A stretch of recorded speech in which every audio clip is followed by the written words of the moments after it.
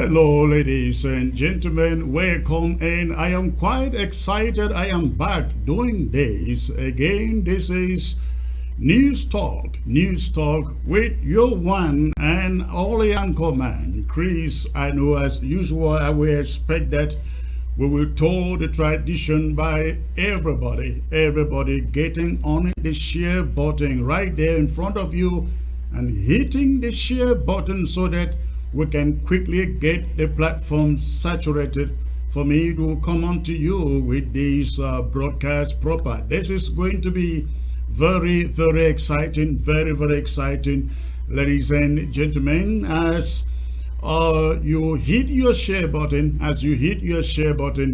I like us to set a goal. At least 1,000 people watching right here on Facebook. 1,000 people watching right here on Facebook. I see about 131 now.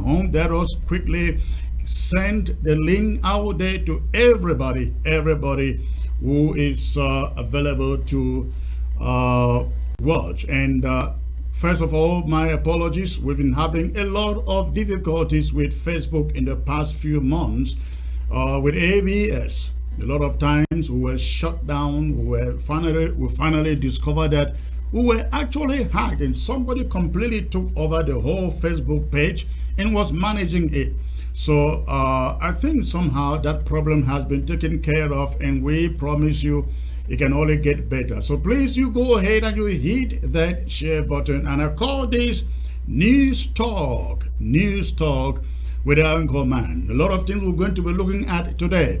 We're going to be looking at the Canadian experiment, what went wrong, what happened to it. We will also look at a case which is coming up in Yaoundé involving some elite, La République du Cameroon elite, especially the elite in Libya. But we're going to look at what can Ambazonians as a whole learn from that fraud, that scam perpetuated by some elite in Libya. We're going to look into that. But I have a breaking story I am bringing to you. You will not believe the Abdul Karim that you see. Ladies and gentlemen, for 4 months, Abdul Karim has been locked up, tortured, and denied justice. And I am going to bring you some images coming from the dungeons of the Republic of Cameroon, where Abdul Karim has been held captive for the past 4 months. You look at him, you will not believe this is the Abdul Karim that you know. And of course, we're going to talk about the breaking story coming from the United States Senate about trial for war crime perpetrators anywhere. Until this new bill coming from the United States Senate, America could only try perpetrators of war crime who were American citizens in the Marine, the Army, or victims in the Marine, the Army, and the Air Force, and so on. But according to this new law signed last month in the U.S. Senate, America is now ready to try any war crime perpetrators anywhere in any country for as much as it affects people living in the United States. But what does that mean? What does that mean to you and me who are at war against La République du Cameroon? I will bring you my panel to discuss about this. But I will also open the phone lines for you to come in and contribute as usual. But before I get there, ladies and gentlemen, please go ahead, hit that share button. Let us saturate the platform. I want to see the numbers jumping, and then I bring you these stories. And while you are hitting the share button, I just want to remind you that tomorrow, right here at ABS, we're going to be launching what we call Amber Deals, what used to be called CID. What used to be called CID is now being called Amber Deals, and we are formally launching it tomorrow right here at ABS. We want to see every Ambazonian sign on to Amber Deals. And listen to me, ladies and gentlemen. When I come to you on News Talk, I am coming to you as Chris Anu, the journalist, the reporter, the opinion leader. And when I come to you in the capacity of the leader of the interim government, you will see me or find me behind a podium. That is how you distinguish between Chris Anu, the reporter or the journalist, and Chris Anu, the leader of the interim government. So just so you know. But I was talking about the Amber Dues coming up tomorrow, the launching of it tomorrow, and we have a target of 5,000 people, 5,000 Ambazonians to sign up within now and the end of the year. Between now and the end of the year, we want to see at the least 5,000 Ambazonians signing up for Amber Dues. We used to call it the CIDs. No longer CID, we call it simply Amber Dues. We expect every Ambazonian who has Ambazonia at heart, who trusts that we can free our country and free our country only with our own money and support from others, to please go to amberdues.com. Get to amberdues.com, sign up. You can choose to pay whatever amount that is convenient to you. It is either $10, $20, $25, up to $100, whatever is convenient, ladies and gentlemen, for you to pay on a monthly basis. Again, our target is at least 5,000 people between now and December 2023, which is an average of 106 people per month, an average of 106 people per week. So please, we'll be launching this tomorrow, and we expect that you will spread the news in every platform of yours. You will spread the news in every platform of yours. So ladies and gentlemen, please, I am not seeing the numbers jumping. If you have joined the broadcast, you need to hit the share button. You need to hit the share button so that we can quickly populate this platform before I start bringing these stories to you again. I will be talking to you here tonight on the subject of torture in detention of Abdul Karim. You will not believe the images I will be bringing to you. The person you see in those images, you will not believe that is Abdul Karim. I will be bringing that to you first. And then I will take you to this corruption story emanating from the elite of the BLM. But we'll look at a bigger picture. What does it mean? What does it mean to Ambazonians as a whole? We'll also be talking about the Canadian meetings. What happened to it? What happened to the press conference that was called? Why is Canada mute? And why is Cameroon silent? We're going to be looking into that. I have a powerful panel that will be looking into these issues, ladies and gentlemen. And so please, I like to see the numbers jumping. If you have joined the show, go ahead, hit your share button. Let us keep the numbers jumping before I come to you.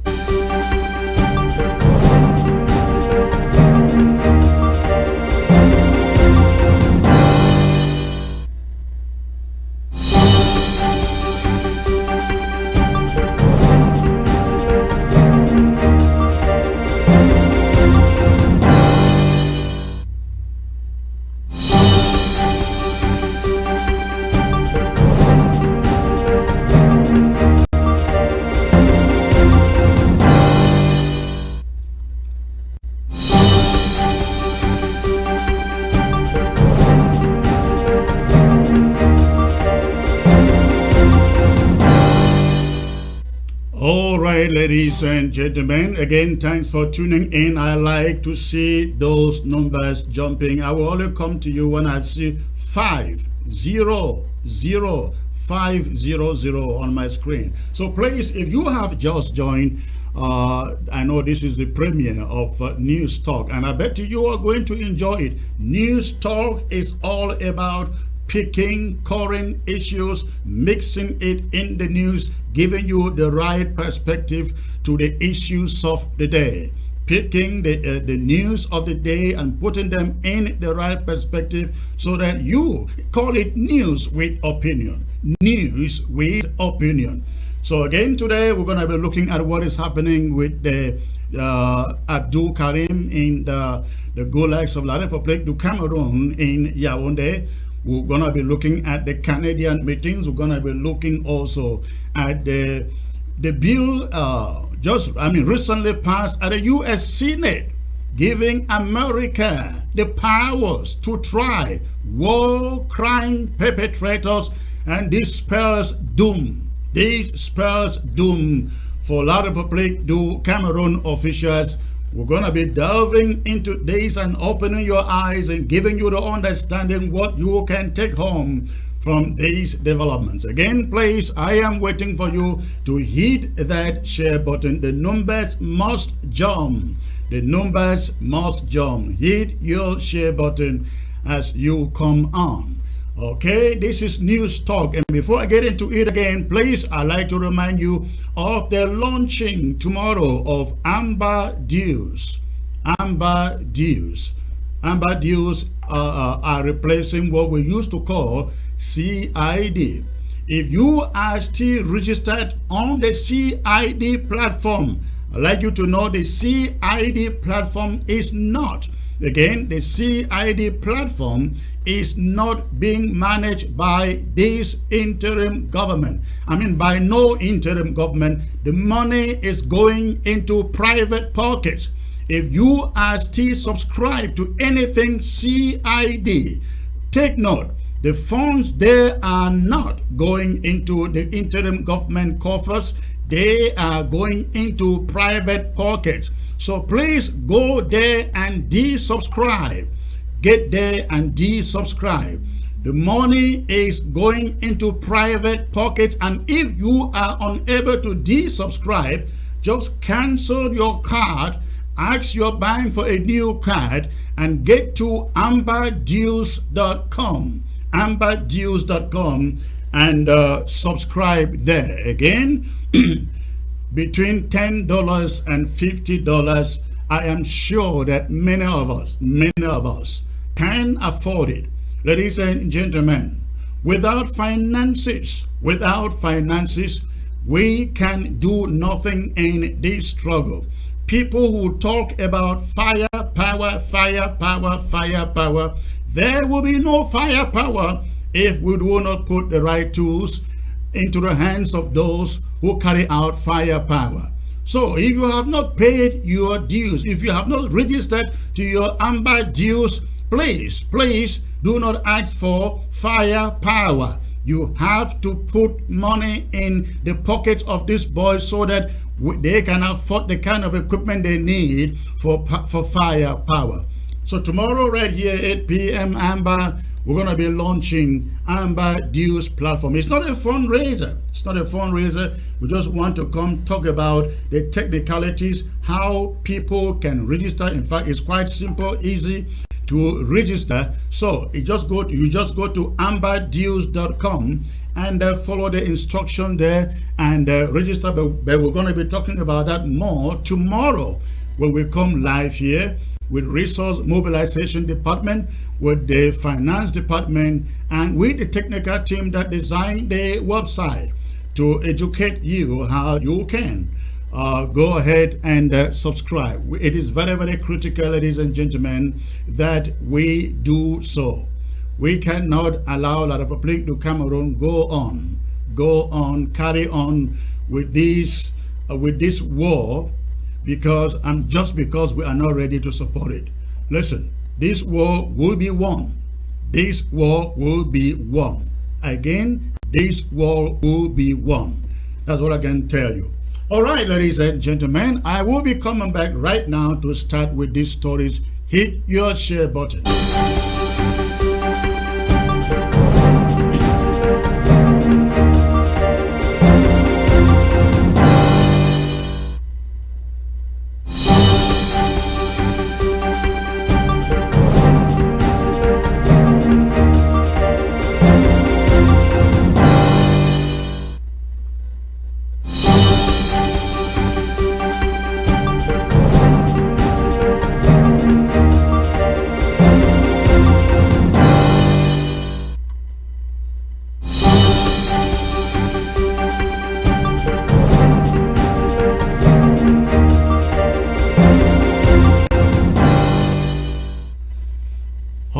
right, ladies and gentlemen, I bring to you the breaking news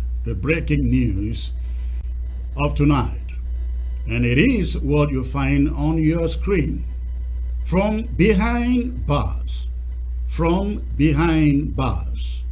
torture Abdul Karim looks completely different. We've gotten some images coming from the military tribunal in La République du Cameroon. We got those images today. We're informed that Abdul Karim was taken to court yesterday at 7 a.m. and he sat in court through the entire day, for the whole day, ladies and gentlemen. And the case was not called.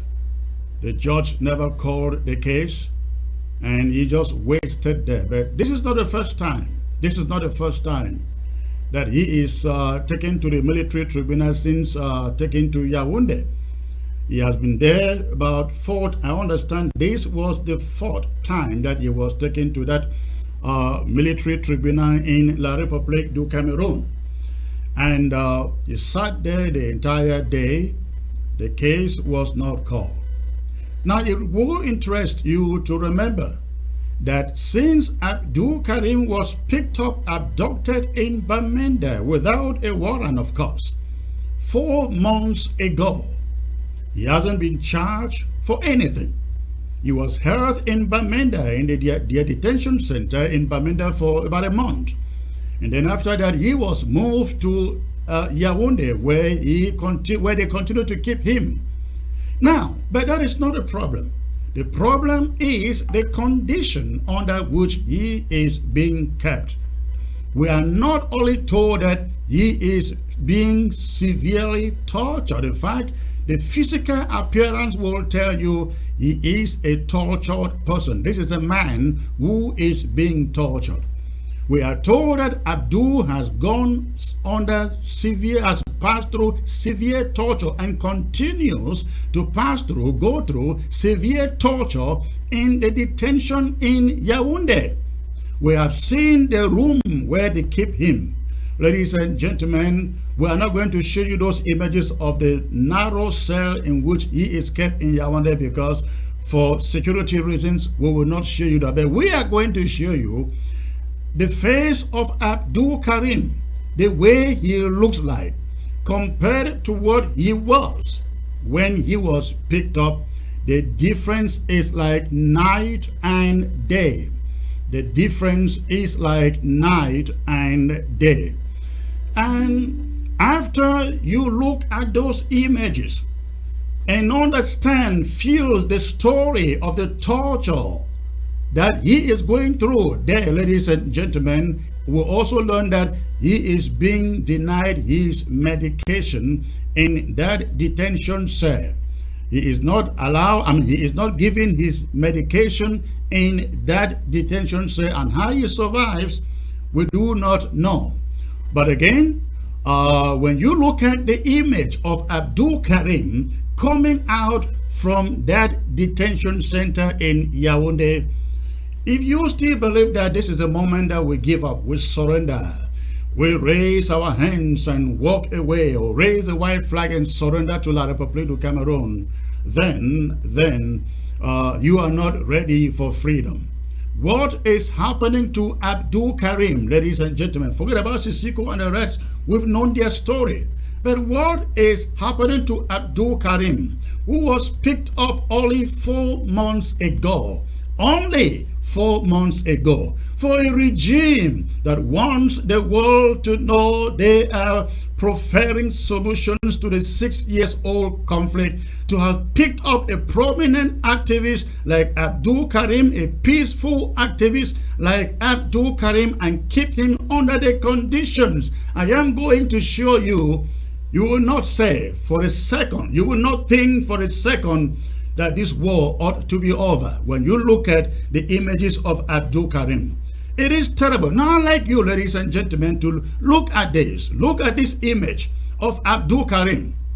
This is Abdul Karim before he was picked up, a few months before Abdul Karim was picked up, before Abdul Karim was picked up.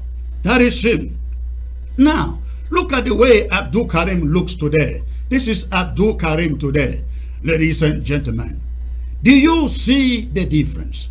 Does this man on your screen look like the Abdul Karim that we all knew?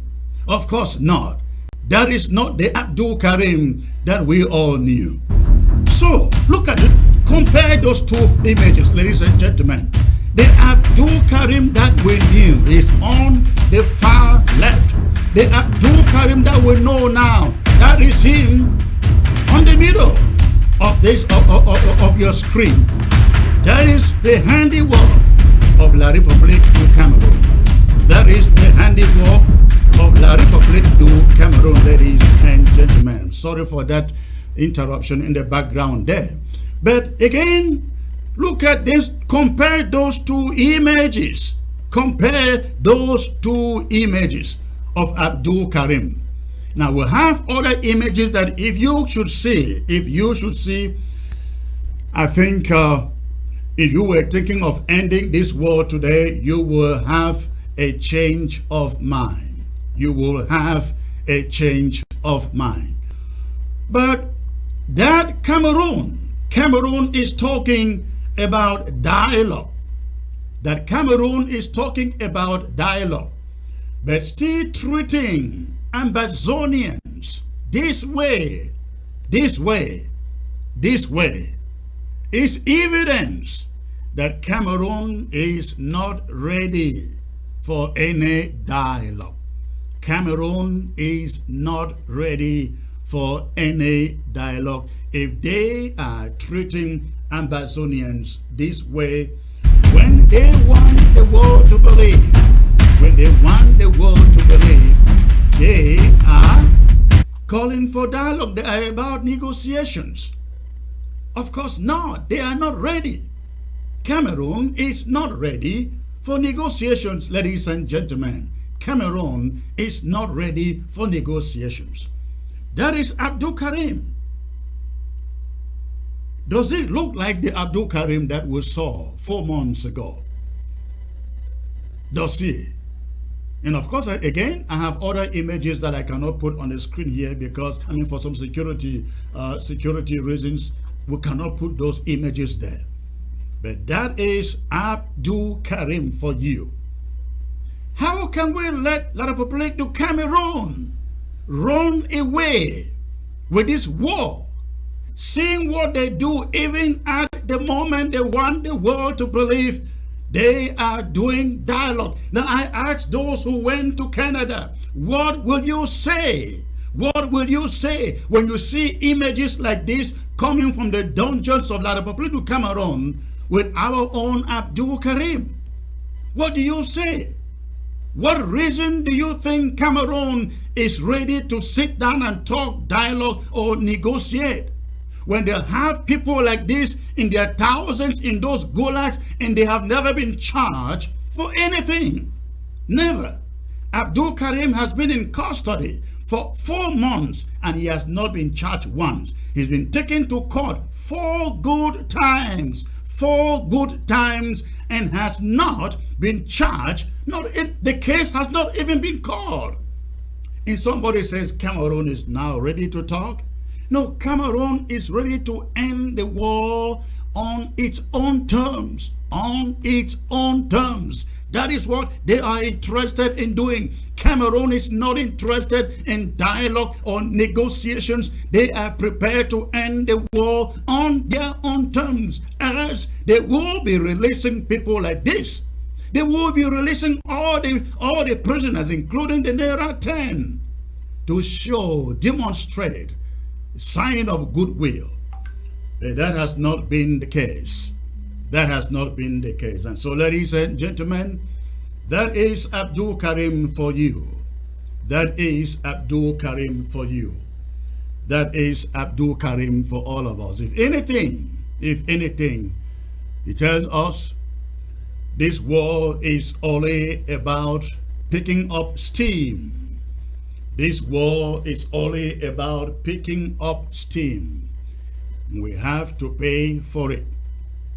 we have to pay for it. I will bring in uh, my panel to take a quick shot at what we see on the screen. I am joined, ladies and gentlemen, by Comrade Dennis Artem joining me from Africa, and I also have Barrister Tumasang Martin joining from London. I also have Comrade Edwin Gang, who is joining, I believe, from Minnesota. Ladies and gentlemen, Comrade Edwin, pleasure to have you, sir. Oh, so welcome. Thank you for this invitation, and I'm happy to be in your show. This is my first time being in your show, the ABS show. You call Thank it the you. talk show. And Comrade Tumasang, once more, great to have you, sir. Yeah, thank you, Comrade Chris. Thanks for inviting me onto the show, and thanks to your audience. Thank you. And lastly, I have joining from Africa, Comrade Dennis Artem. Pleasure to have you, sir. Thank you, Chris. I'm happy to be in your show. I hope we'll have a lot to discuss. Absolutely. Let me start with you, Comrade Dennis, on this subject of Abdul Karim. Abdul Karim was picked up in Bamenda barely 4 months ago, and have put up his image of what he was, of how he looked like 4 months ago, and how he looks like today. You can see the images right there on the screen. Tell me what you are thinking in your heart when you see images like this and you hear the story of the torture and the deprivations that he is going through. He and other detainees, of course, are going through in La Republic of Cameroon. I think I've written about this quite a lot, that we should understand the animal we're dealing with. You know, when you are dealing with colonialism, with annexation, you must understand that colonialism is a system of evil that lives only on violence, deceit, bribing of consciences, the gun, manipulation, and they can never speak the truth or deal with the truth. Once Ambazonians understand that Cameroon is a fraudulent state, Cameroon is a violent state and lives on violence, they will no longer be deceived by believing that Cameroon can be sincere or this and that. No, Cameroon will not be sincere because Cameroon lives only on violence. Cameroon lives only on the gun. Cameroon lives only on corruption. Cameroon lives only on bribing of consciences. So let us be very clear that as long as Cameroon remains a colonial state, we should expect these kind of things from Cameroon. This is how it is. There's nothing that will change about the nature of colonialism. There's nothing. There's nothing that will change. There is nothing that will change in the nature of colonialism. Thank you. Thank you. Let me go to Barrister Martin. Again, give us your take on what you see here happening in the detention centers with Abdul Karim. Comrade Chris, the Geneva Conventions are very clear about the way prisoners of war have to be treated. You don't just arrest people and treat them the way you think you are supposed to treat them because they are in your custody. But secondly, even a state like La République du Cameroon, they arrest people. Let's say they arrest people they call Amber. They kill them extrajudicially, which is a war crime. Then they carry their carry-on and go and display them on squares for the whole world to see their crime. They show the picture. These people are in custody and detention. You kill them extrajudicially without taking them to court. You carry their dead bodies and go and put them on the squares or run up. A person dealing like that, how can you deal with such a people? That person or that state has jettisoned the Geneva Convention. They are doing now what they like, they don't care. So if you go on the case of Abdul Karim and say, oh, he's being brought to court only after 4 months, believe you me, there are people in La République du Cameroon who have been in detention for years and have not even seen the four walls of a court. The fact that Abdul Karim is even taken to court is because of the pressure from various quarters. Otherwise, he will rot there. And secondly, the African Union in Banjul Communication 266/2003 warned La République not to be trying civilians in military courts. They don't listen. They tell them they know it's wrong. You don't try civilians in military court. They will do it. They don't care. So we are dealing with a very dangerous character. They don't care. Even if like Abdul Karim, you think it means anything to them, they just use him for propaganda. Oh, we are taking the prisoner to court and the rest. So I'm so disappointed, Comrade Chris. We are all disappointed. We are all disappointed. But what do we do in the midst of this disappointment, Comrade Edwin? What do we do? Just disappointment? Is that all enough that we can do? Comrade Chris, this is a situation like the two comrades have already adequately said, is that we are dealing with a totalitarian country called La République du Cameroon. They don't have control over Ambazonian citizens. What they are committing is right now supposed to be known as intervening in the internal affairs of another sovereign state. What we need to do to raise attention to this entire matter is to look at the permanent solution to this problem. We can complain and complain and complain, nothing will be done because the rest of the world is regarding our matter as an internal one. And the question now that needs to be brought up is why are countries not talking about it? It's because they look at it as an internal matter. If you look at the situation going on with the Swiss talk or the ex-Swiss talk and the Canadian talk going on, it is because they have already prescribed a solution to this our problem based on the 2018 dialogue that ended, where they gave us a special status. So would countries be seeking to intervene in Cameroon internal affairs? No, they have their own matters to worry about.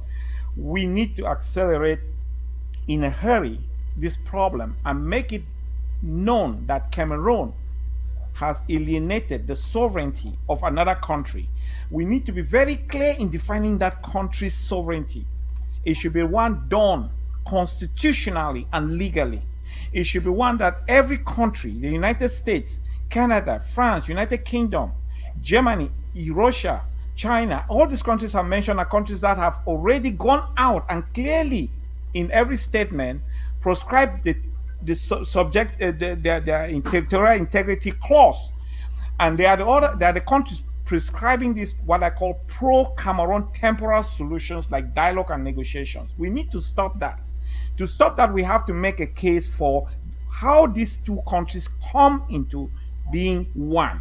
And these two countries are the Republic of Ambazonia, which can be constitutionally deconstructed from this sub-region, as well as the Republic of Cameroon. That is how we solve this problem of Cameroon abusing our citizens, which will continue, as Comrade Dennis said, and as Comrade Barrister Thomason said, forever. We will never get out of this loop unless we break into the sovereignty domain. That is where Cameroon has no case over us.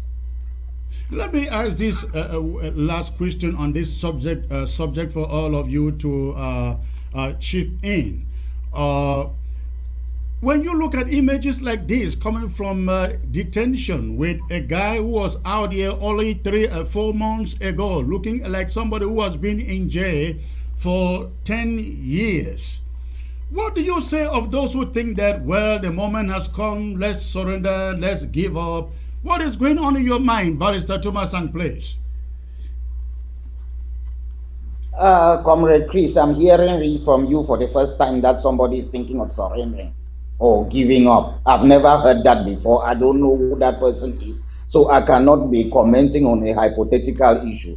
People are disappointed about the way situations are going in fighting, maybe some crimes of kidnapping and the rest, but nobody has the concept of surrendering. So it's an alien concept to an Ambazonian. No blue-blood Ambazonian thinks of the concept of giving up. It doesn't happen. They don't think about that. So I don't want to even comment about it. I'm sorry. That is fine. That is fine. Comrade Dennis, but what is your take on this? Now, I'm glad to hear what Comrade Thomason said, because really the idea of surrendering doesn't occur. People get discouraged. You know, a war of liberation is not a war that is fought like a conventional war. There can be lull and a period of breaks where even for 1 year the enemy might think that nothing is happening, it has won the war, and then it reappears because there is no way a human being as a human being can accept colonialism and subordination forever. It will explode no matter what happens. Think of the slave trade, think of apartheid, think of how long all the crimes that we know have existed. They have all been defeated. So for us, it is simply a question of time. But it is critically important that the leaders of the Southern Cameroon understand that how long this thing drags on depends mostly on them. First of all, we must understand our case extremely well. We must understand the solutions. I have written a lot on this matter to say that all this thing called dialogue cannot resolve colonization. Dialogue cannot resolve annexation. For dialogue to have meaning, there must first of all be a ruling on the status of our territory, whether it belongs to the Republic or not, and on our right to external self-determination. Once there's a ruling on these two aspects, then when the two parties are meeting, the agenda is clear. They know what they are going to talk about. Currently, there's no way you can bring La Republique to the table. La Republique knows the facts more than you and I, more than most Ambazonians who keep every day thinking that. No, La Republique knows that it has no instrument whatsoever that gives its jurisdiction over the Southern Cameroon. So we have not even been presenting our case succinctly enough to the international community. Unfortunately, it is mostly the Western world which is involved, but you know that the DNA of the Western world is double standards. So you see the Ukrainian war, you see the way they react to it. But look at that, they keep talking of violence on both sides and all those things. So they don't even listen to what we say. We must find an occasion that we can personally or face to face present our case. That is when you can even say something that the Western world will listen to because they don't listen. They don't listen.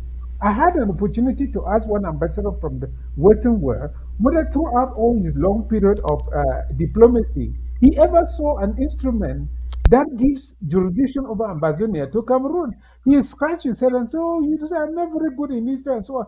But look, these are people who are telling us they want to solve this problem, but they don't care one bit to understand that history because their color is enough authority for them. So, my brother, let us be very clear. The leadership of the Southern Cameroons must do everything in their power to come together. We must at least unite in purpose, even if we diverge in the ways we arrive about it. But the solutions to this problem are not many, and they are very clear. They are very clear. Let us not be insisting dialogue, when we know that dialogue cannot resolve annexation. Please, if we are going for any dialogue, it is simply to make this point clear and to tell the sponsor that they are wasting their money and wasting their time unless they take concrete action to bring this matter to a situation, to a competent body that can rule on the status of the Southern Cameroons. And then after that, dialogue will have its meaning. Thank you. All right, I hear you. We will come to that on a different occasion and talk about the way we have sold our case to the international community. But as also dialogue, as you put it. Before we get there, let me get the last word from Comrade Edwin, please. Well, when you hear about we cannot give up, you start asking yourself this question: did the Amazonian people really know what they were doing when this conflict started? Who brought about this conflict? I keep hearing some kind of mantra that is kind of a little bit reckless when you say La Republique started the war, they are the ones supposed to stop the war, or we will fight to the last man standing. I think that this bravada, we should really take pause and look at this situation of the so-called war in Ground Zero, which is perpetrated by La Republique. We have to ask ourselves, is this how to fight a war of liberation? If we were to plan it, would this have been the way we would have fought it? I'm speaking from the perspective of Republic of Ambazonia. Before 2017, we had been dealing with non-state actors and state actors. And one of the critical advice we've always had is do not provoke a conflict. This is a very important thing for us to take note. And in international relations, you have to know that we ought to understand that La Republique is still being regarded as the sovereign state. Our task has always been to define the alienation of that sovereign state, which happened when La Republique failed in its agreement to form that confederation when they unilaterally seceded from that confederation in 1984. As Barrister Thomason has said in many of his writing in the past, the argument that was posed by our father of Amazonia from Gojindinka was that when this union was dissolved by an act of parliament, that was the best opportunity now for the Republic of Southern Cameroon, which came into that union, to recover its sovereignty. What is really sad about this Ambazonian revolution is the fact that it is now more than 38 years ongoing. We are fighting as Southern Cameroonians. The world does not know that these two sovereign states came to form a confederation, not even a federation, limited to just 8 matters. But why this is very important is because when we go out there and make these political stunts that the war must be won, I mean, you're fighting war. Who is the one in charge of the war? Where are the fronts? We are going to be dealing with these inter-amber fighting groups as our military strategy. We know that that's not going to solve this problem. When we take advice from people that says we shouldn't fight unless we are prepared, and when we want to fight, we must fight as a sovereign state, that is very important, because that is the only point where these sovereign countries can now recognize us and support us. If you do a literature review everywhere where fighting has happened, even in Katanga, which is not even a country that can, by virtue of its statutes, can secede, according to the 19, I think, Barrister, you may help me with this, the Banjo Decision of 1993, they were given the people's right, just as a Banjo Decision. Comrade. So I'm saying that, let me land. I'm just saying that we need to hurry up and bring this matter as a sovereignty matter. That's the only point where we can force all these countries to now look at the root causes rather than playing politics with us, and our children are dying. It's very important that we do this. All right. When we come to that, I think it's a subject for discussion on another day. If we delve into that now, we probably will be walking away from the issues we have at hand, but that will be a discussion for another day. Now we're going to move from that subject to another one. Ladies and gentlemen, about 3 weeks ago, a whistleblower dropped out some disbursements from La République du Cameroon's Ministry of Finance amounting to 120 million CFA to some elite of the BLM. Now, the statement says the disbursement was meant for those elite to use the funds in engaging the youth of the BLM engaged in agriculture. Now, that disbursement was made in 2018, and since then we understand, it is our understanding here, it was made since then up to last year. So the money, 120 million francs CFA, was going to one guy they call John Fongang and Paul Tasson. The problem is the organization to which these funds were being allocated for never existed. But what I want us to learn from this story is the idea that these elite descend on our towns, cities, and villages and want us to know they are fighting for you. The separatists are not fighting for you. The diaspora is not fighting for you. Nobody in the diaspora is fighting for you, but them, only them are fighting for you. When an elite or two elite or three of them take over $500 million CFA francs and it vermours within themselves, and they descend upon you during this time of war to tell you, keep supporting Cameroon, keep supporting Cameroon. This war is evil. This war is bad. The diaspora is deceiving you. We are the one fighting for you. They want you to know. They want you to know. Now, from a story like this, we learn the elite are not fighting for you. They are fighting for their stomachs. Now, let's get to the story now. This story is a true case of what we call dog eat dog, or the proverbial what goes around comes around. And this can only happen in the corruption-infested country of La République du Cameroon. 2 weeks ago, a whistleblower in the Cameroon Ministry of Economy and Finance leaked a document indicating the disbursement of 120 million francs CFA to a non-existent BLM Cultural and Development Association, LEGDA, that was in 2018.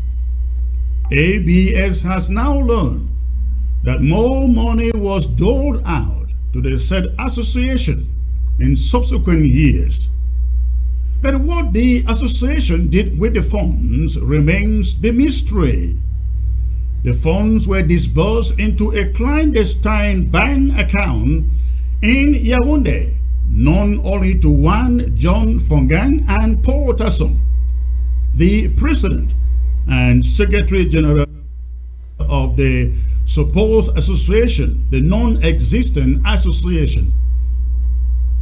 Bernard Forgeau, Cameroon's member of parliament for the BLM, and Juan Boniface Nkobenai, who worked at the presidency in that country until recently, are also alleged to be part of the racket that knew of the disbursement of the funds and how it was used in the non-existent association, pretending to still have control over the southern Cameroons, Ambazonians.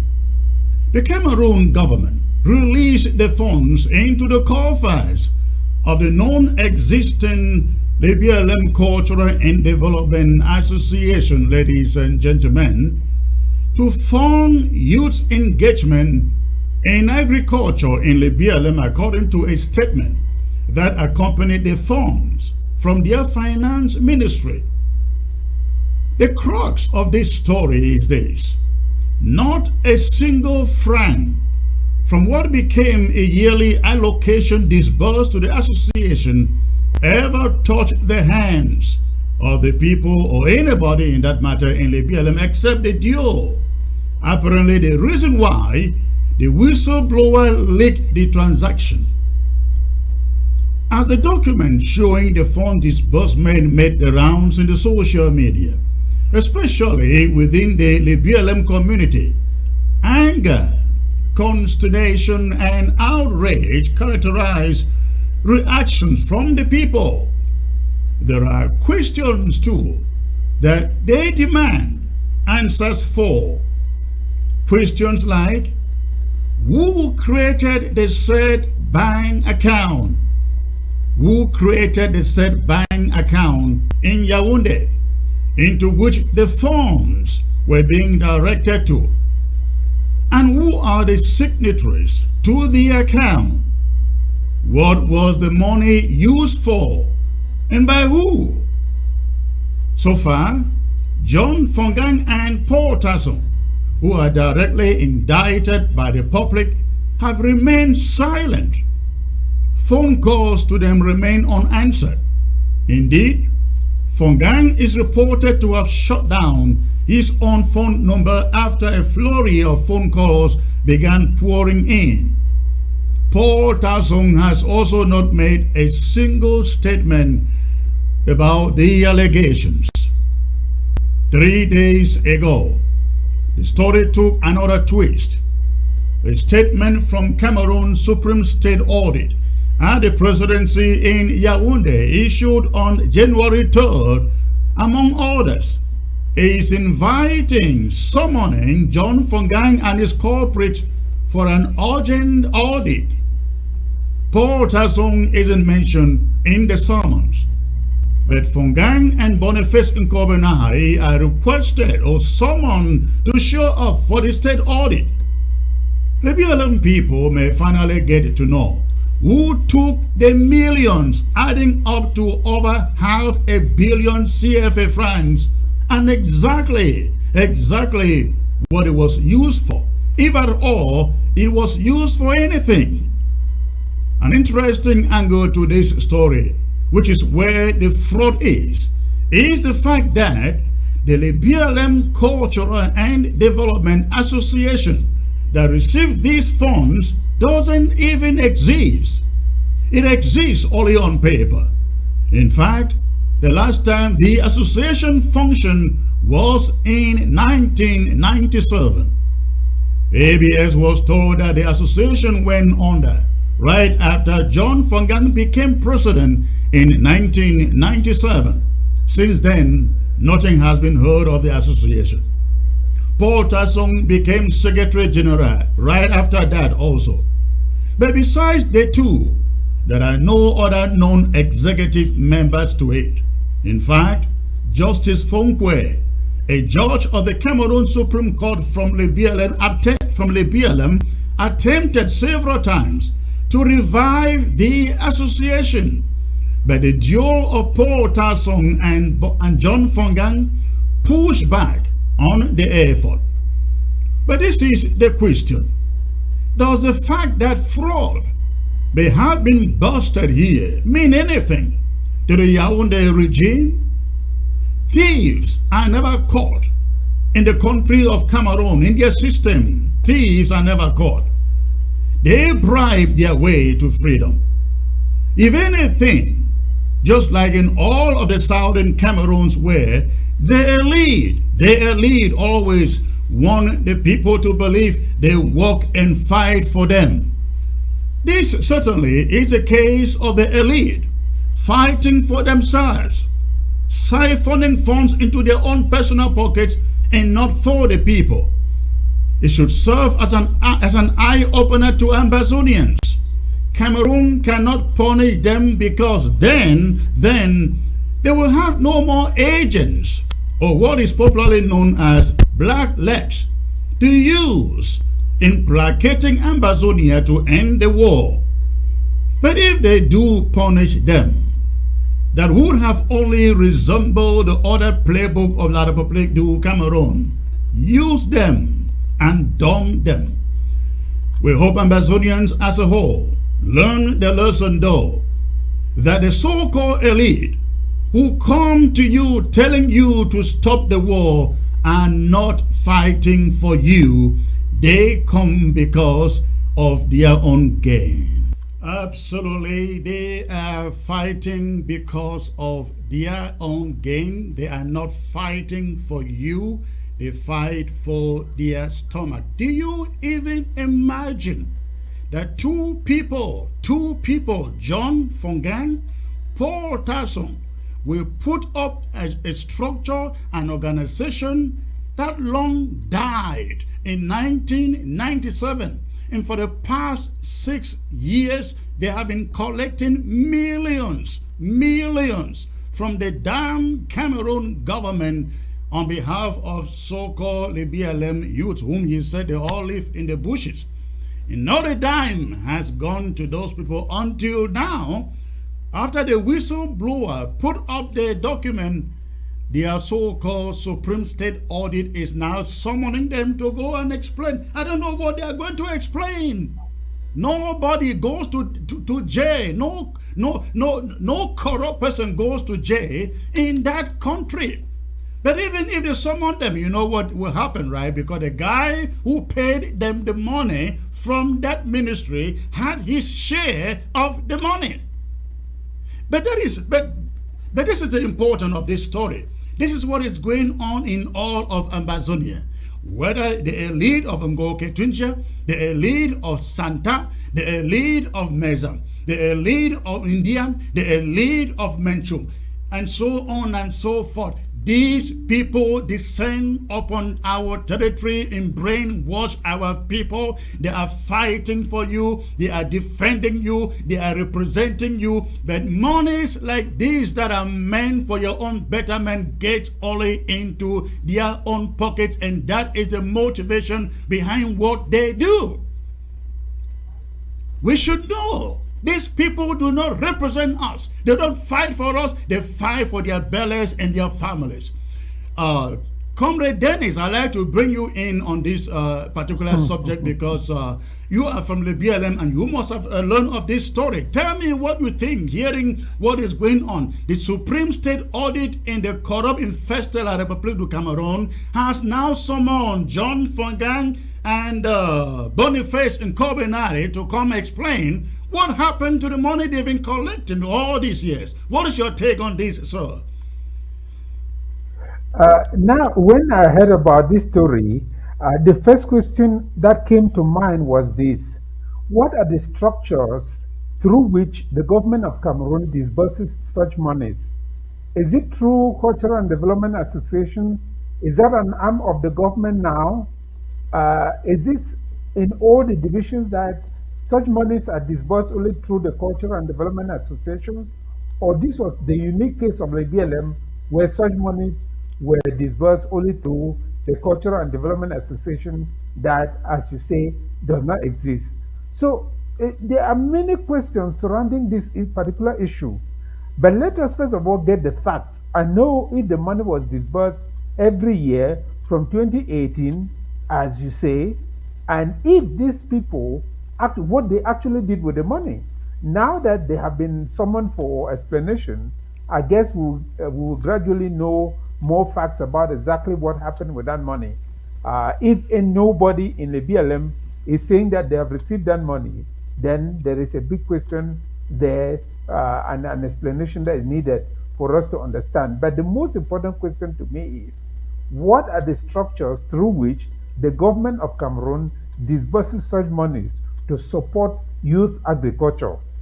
Is it through development and cultural associations? This is the fundamental question in my mind. I don't know, really, to tell you the truth. So I would love to hear the findings of this investigation to know exactly whether the money was disbursed, whether that is the mechanism through which the government disburses such monies, or this was a unique case where the elites in the BLM devise a means with somebody in the Ministry of Finance to get the money deviated into their pockets. You know, so really, do you really expect anything to come out from a so-called investigation? These people, if they dare investigate them, as I've stated, they will no more work for them, right? They can't jail them because then they will not have agents to go around the local governments and the counties to do their dirty jobs. No, you are very right. But the BLM children, the BLM people who are interested in this matter can carry out their own investigations thoroughly and come up with their own results, whether the government of Cameroon actually publishes any findings of their own investigations or not, because we don't expect any such findings, isn't it? If up to today all the crimes that are being committed have never been published, we don't expect to hear any findings from the government of Cameroon.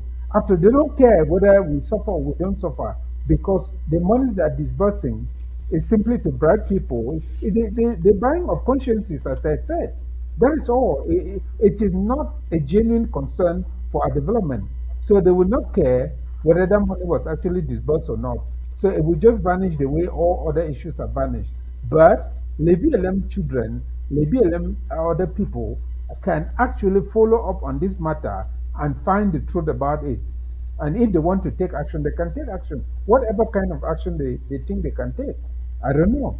But you mean the BLM, when you say the BLM people can actually follow up and find out, are you referring to somebody like you and me, Oh, you mean the same people who we call that we call dog eat dog? You think that's going to happen? If you and I can do it, why not? How can we do Let us it? try to How know can we do the it from the facts. I don't diaspora? know, really. Just like the person in finance who, the whistleblower, I think there are many other whistleblowers along that route who can also inform us about what is going on. So we can rely on the whistleblowers to inform us at the end of the day what actually happened with the monies, really. All right, let me turn to Barrister Martin. You are a lawyer here. Just chip in for 1 minute. Let's move on to the next subject. Give us your take on what you have heard there. Comrade Chris, La République du Cameroon is a kleptocracy. That is a state where people are dealing. Everybody is protected by their godfathers.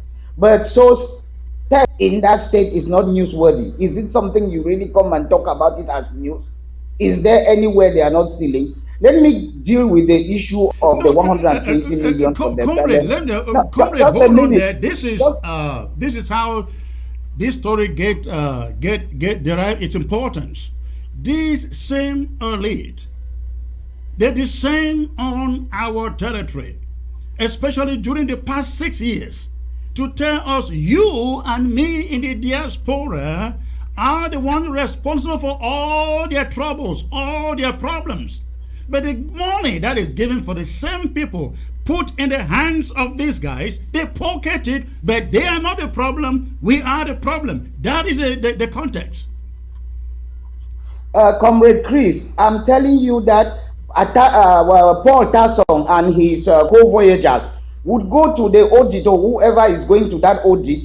They will say, yes, 102 million was given to 120 million was given. It was labeled as agriculture. So do you really believe any agriculture could happen in Elebialem in the war? That the money was given for security reasons, for us to say bribe the Red Dragons. We were giving 5 million, 10 million here and there.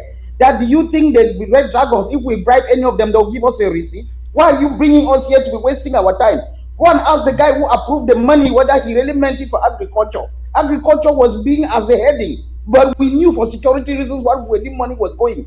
And the guys we dealt with cannot give us receipts. So these guys will go in there and come out clean. They will bring some bullshit about the war they had to settle here and there.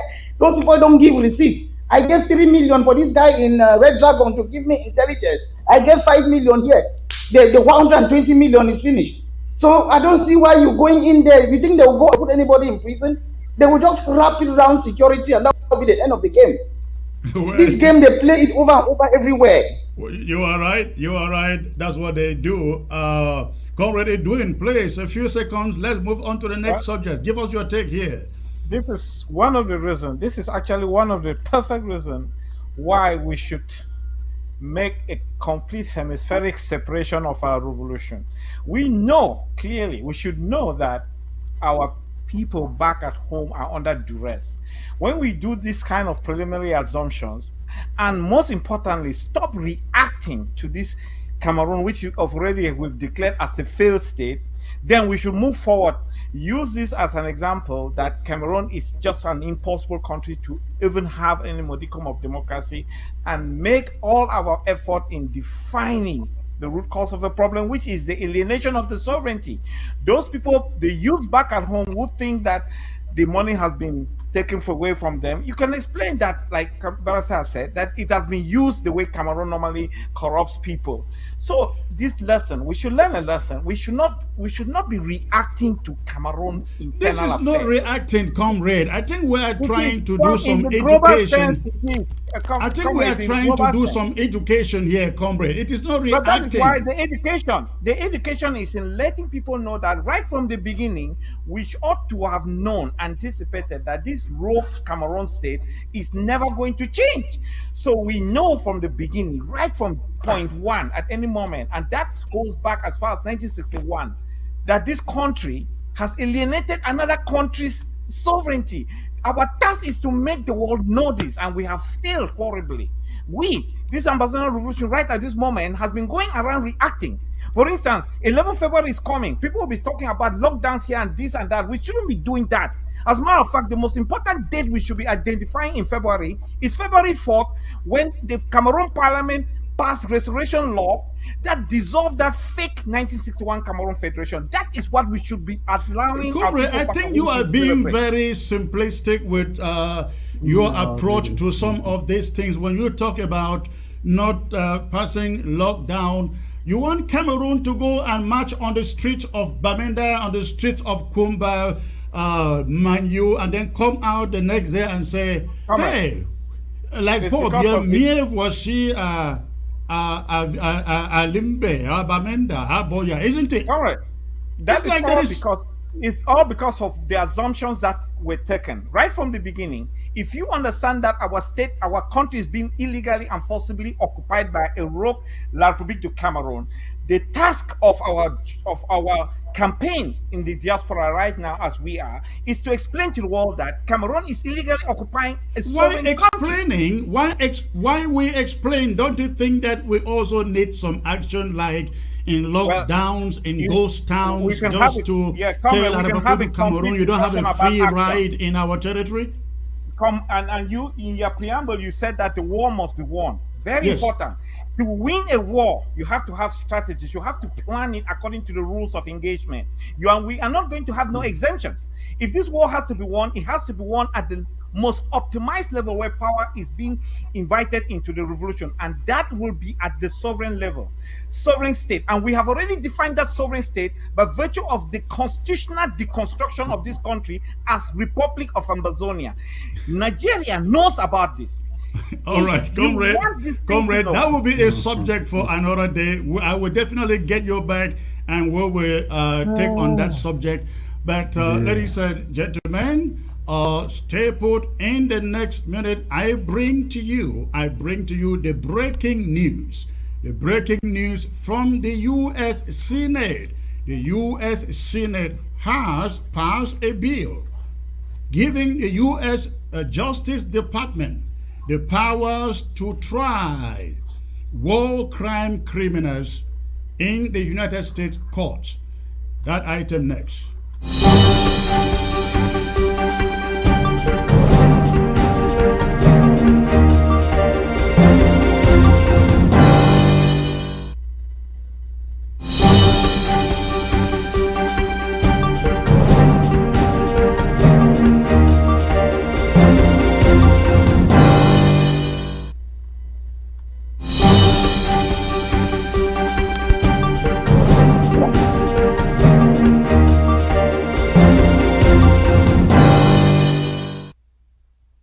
The United States Senate has passed a bill that will now allow federal authorities to prosecute war criminals on U.S. soil, regardless of the nationality of the perpetrators or victims. The legislation, which has been named the Justice for Victims of War Crimes Act, was passed late in December. That was late last month, 2022. And is an update of the current War Crimes Act, which only allows for the prosecution of people who commit war crimes in the U.S. or abroad, and only if the victim or perpetrator is a U.S. citizen or member of the United States Service, such as the Marines, Air Force, among others. However, the new bill would see the prosecution of non-U.S. nationals or citizens who commit war crimes elsewhere and enter the U.S.A. Up until now, the former legislation did not allow for this, but the current legislation closes this loophole by seeing to it that anyone who commits war crimes anywhere across the globe, regardless of their nationality, can be tried for those crimes in the United States of America. The legislation has already received wide approval from the United States Justice Department, the State Department, and the Defense Department, as well as from the White House. It is now waiting for final approval from President Joe Biden. The law also paves the way for the U.S. to try leaders of other countries perpetrating war crimes against activists fighting for their rights in their own countries. What this legislation does in the particular case of the conflict between La République du Cameroon and the southern Cameroon's Ambazonians and Cameroon's genocidal perpetrators is that Ambazonians' families in the United States of America can now begin to sue Cameroon leaders who engage in war crimes in Ambazonia. Ambazonian families can now, ladies and gentlemen, in the diaspora, in the United States of America, can now begin to sue La République du Cameroon officials, people like Paul Atanganji, people like Emile Bankoi, every one of Cameroon's administrators, ministers, police, gendarmes, army, perpetrating war crimes in that country. If you have a family member who has been tortured, picked up, tortured, done in jail, or killed by Cameroon officials, be it in the northern, southern zones, anywhere in that country, ladies and gentlemen, what this bill does is it empowers you. It empowers you to now be able to sue right here from the United States anybody in that damn country carrying out war crimes against your families. But Mr. Martin, you are a lawyer. I would like to start with you. And this law was passed late last month while Ukrainian president was visiting the United States. And I guess they were particularly trying to target Russian officials. But people like us are now going to benefit from this law to the extent that people like Emmanuel and Salah, who are accomplices to these war crimes in Cameroon, Bankui, people who jailed 80 years old women like my mother, people who kill little children like what is that baby's name in Moyoka, Mami Api and the rest. People like that, they can no longer come to America. We have to be proactive. We have to take up court cases against these criminals in Cameroon to make sure never would they set their foot on American soil. We have to launch lawsuit after lawsuit after lawsuit against every war crime perpetrator in La République du Cameroon. But Barrister Martin, I like your take on this development.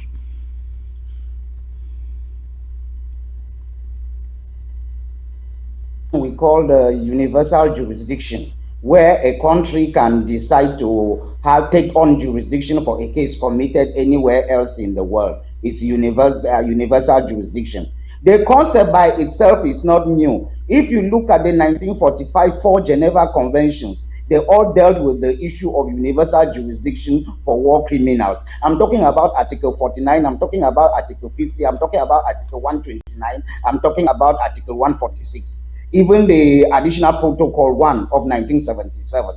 If you look at, even the UN has dealt with this issue of universal jurisdiction for war crime. For example, on 7th of November 2014, the SIT Committee of the UN General Assembly produced a paper where they listed 12 crimes to have universal jurisdiction. War crime was one of them.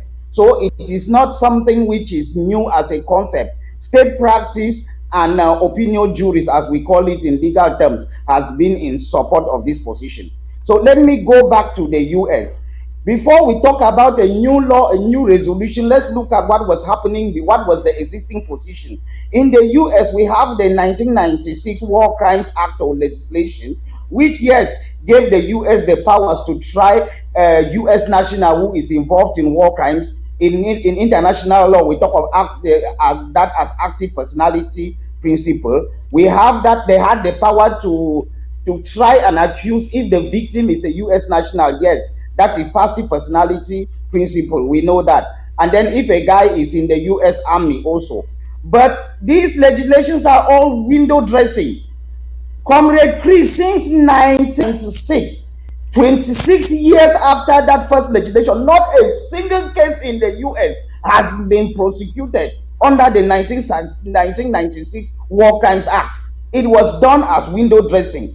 Today, now, what is the difference? The only difference is that they've said that the issue of nationality will have no value again. So now, if you commit war crimes, whether you are from Ukraine or from Ambazonia for what thing, provided you are in the US, they can prosecute you. It doesn't mean if you are in Siberia, they'll make a case against you. You have to be in the US. So now you think Adanganji will carry himself, even I hear he has a house in US, you think he will come there for him to be arrested?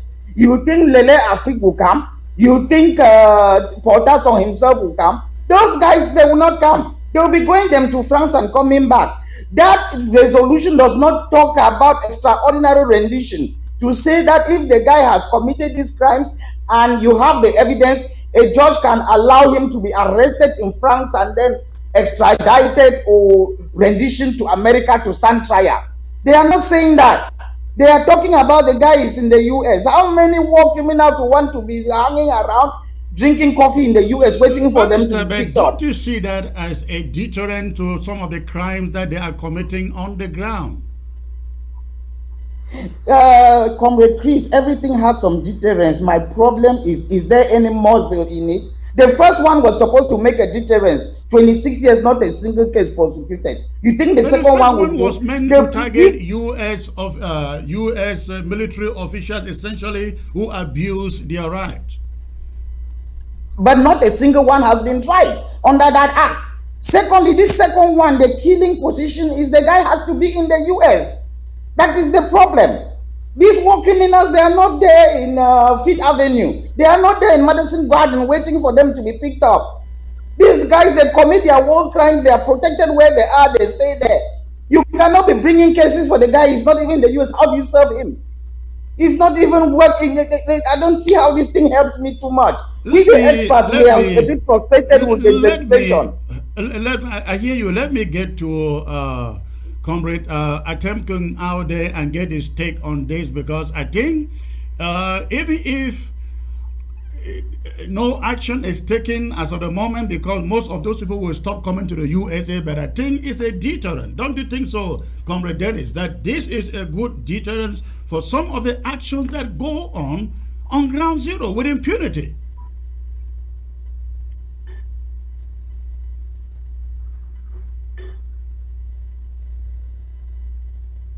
With At the camp, international is he law in hearing? general. Can you hear me? We can hear you now. We can hear you now. Go on. Okay.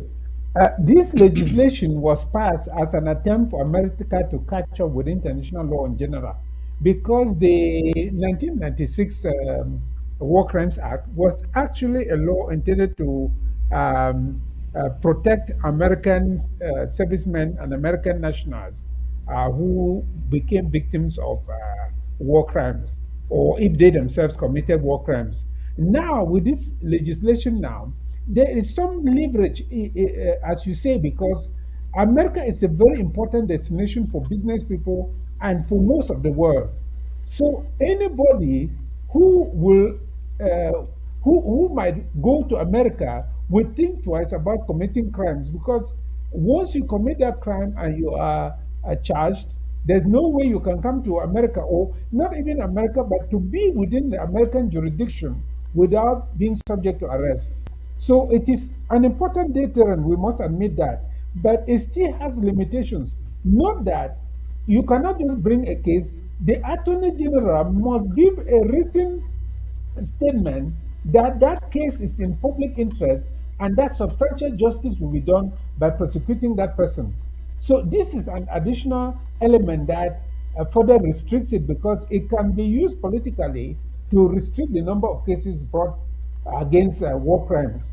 You see, so this is also an important element. Another element that we should realize is that people might see this and confuse human rights. War crimes are different from human rights, and we must understand the difference in order to be able to take advantage of this. Besides that, let me also say that even the room for American nationals who are Ambazonians to have sued any of those war criminals in Cameroon in the event that they step foot within American jurisdiction. But I don't know whether any of us ever took advantage of that because under the 1996 War Crimes Act, American courts can prosecute anybody who commits a crime against an American national, no matter where it is committed. So that was an opening that was available to us also under the War Crimes Act of 1996. But maybe we never took advantage of it. This one, what I can say is that it gives America some leverage over Cameroon to say, look at the list of Cameroon officials who are subject to arrest if they are allowed to be prosecuted under the new law. So they can use that to urge Cameroon to come to dialogue. You see, that is a new handle now that America has over Cameroon to compel Cameroon to come to dialogue because they know that if any of them were to come within the American jurisdiction, when the case has been filed against them, be arrested, especially the hawks who are the ones promoting this war. Through that, America can actually pressurize the Republic of Cameroon to sit down for that. Thank you. Comrade Edwin, I don't know how that compares America to get to the dialogue table. That is the view of Comrade Dennis. What is your take? Well, this is what I see going on if we start investigating American domestic and foreign policies and wondering whether their actions may favor our restoration quest. Essentially, the worst case scenario or the best case scenario can happen. If somebody files a court case and then gets somebody tried and get convicted, it still doesn't matter. It just means that we are not taking a proactive stance. The strategic overarching view of American foreign policy in that Gulf of Guinea region has to be considered. We have a very important country bordering us on the east, on the west, Nigeria. We have Central Africa having situations with China, Russia coming in with the Wagner group. We have a very volatile sub-region. American foreign policy in that sub-region is right now predicated on the preservation of the sovereign states. Here is it. The hegemonic powers will be maintained, whether they are rogue or dictatorship. Sometimes they will patch them and keep them going. So when we look at the pronouncements that has happened in the United States and in the whole international arena and what we call the international community, if you monitor their pronouncements regarding our matter, they have always had this preamble: territorial integrity. They will take pains to talk about we maintain the territorial integrity of countries. They are doing that for the purpose of sending signals that whatever solution is coming, we need to preserve the territorial integrities of this country in this sub-region. Nigeria is an important country. It will not break because of the Biafran issue, regardless. Now, our question now, and our matter, and our preliminary problem is in defining the terms of sovereignty in this sub-region so that when we start having, someday we may influence the executive branch of an administration, maybe the Biden administration, to reconsider this whole concept of preambling and defining territorial integrity and precluding our case. But that job is our task. That is our task. And we have already defined it legally. But the legal case only constitutes 30% of the totality of our picture. It was our job to go and lobby, explain, get our people back at home to understand that they are not Cameroonians, understand that our representatives in Cameroon have been compromised. All those things are continuous education. But what it means is that we have to be united under one philosophy or quote unquote ideology so that these types of things can happen. We may use it to our advantage, but the main thing is to let the United States understand that they are dealing in a region where there were supposed to be two sovereign states. And until we define that, we are not going to go anywhere.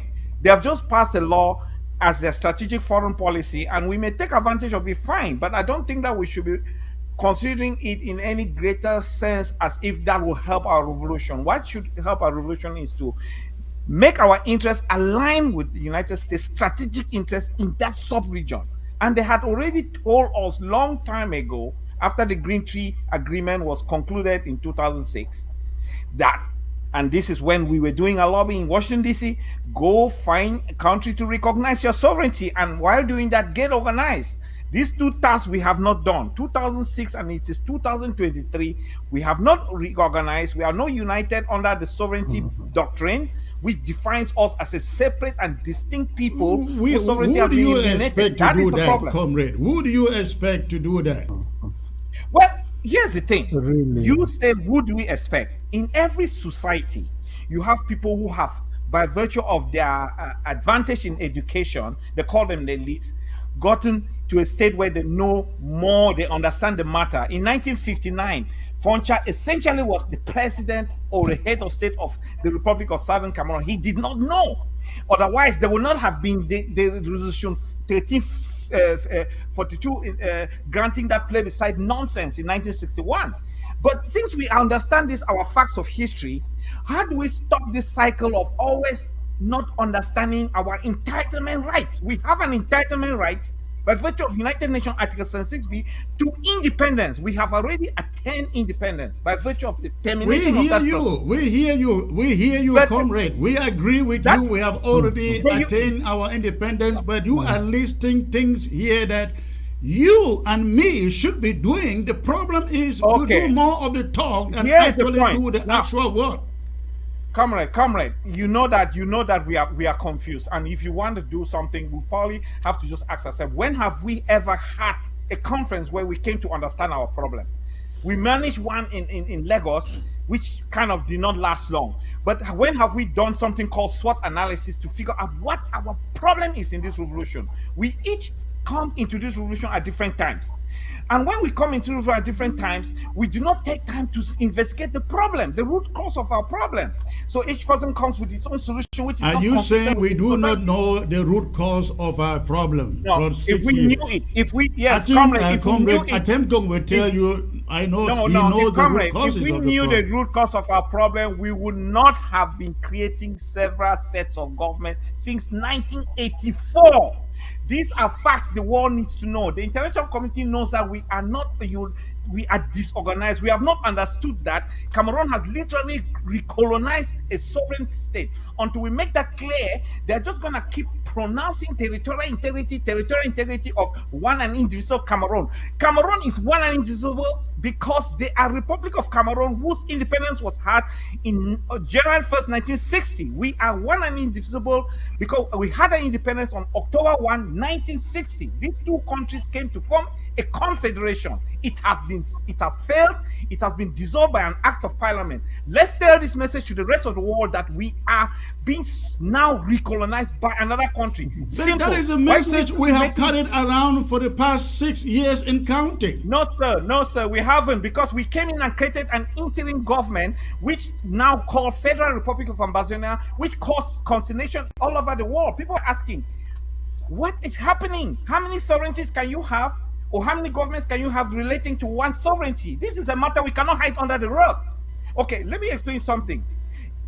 On February 28th, people do not know, there was a conference held in Abuja called Conference on Insecurity in the Gulf of Guinea. I attended it. The European Union president was the chairman of that conference. Let's not go that far. I would still like you to clarify on this subject. What would you have done in the place of what Sisiko did in 2017?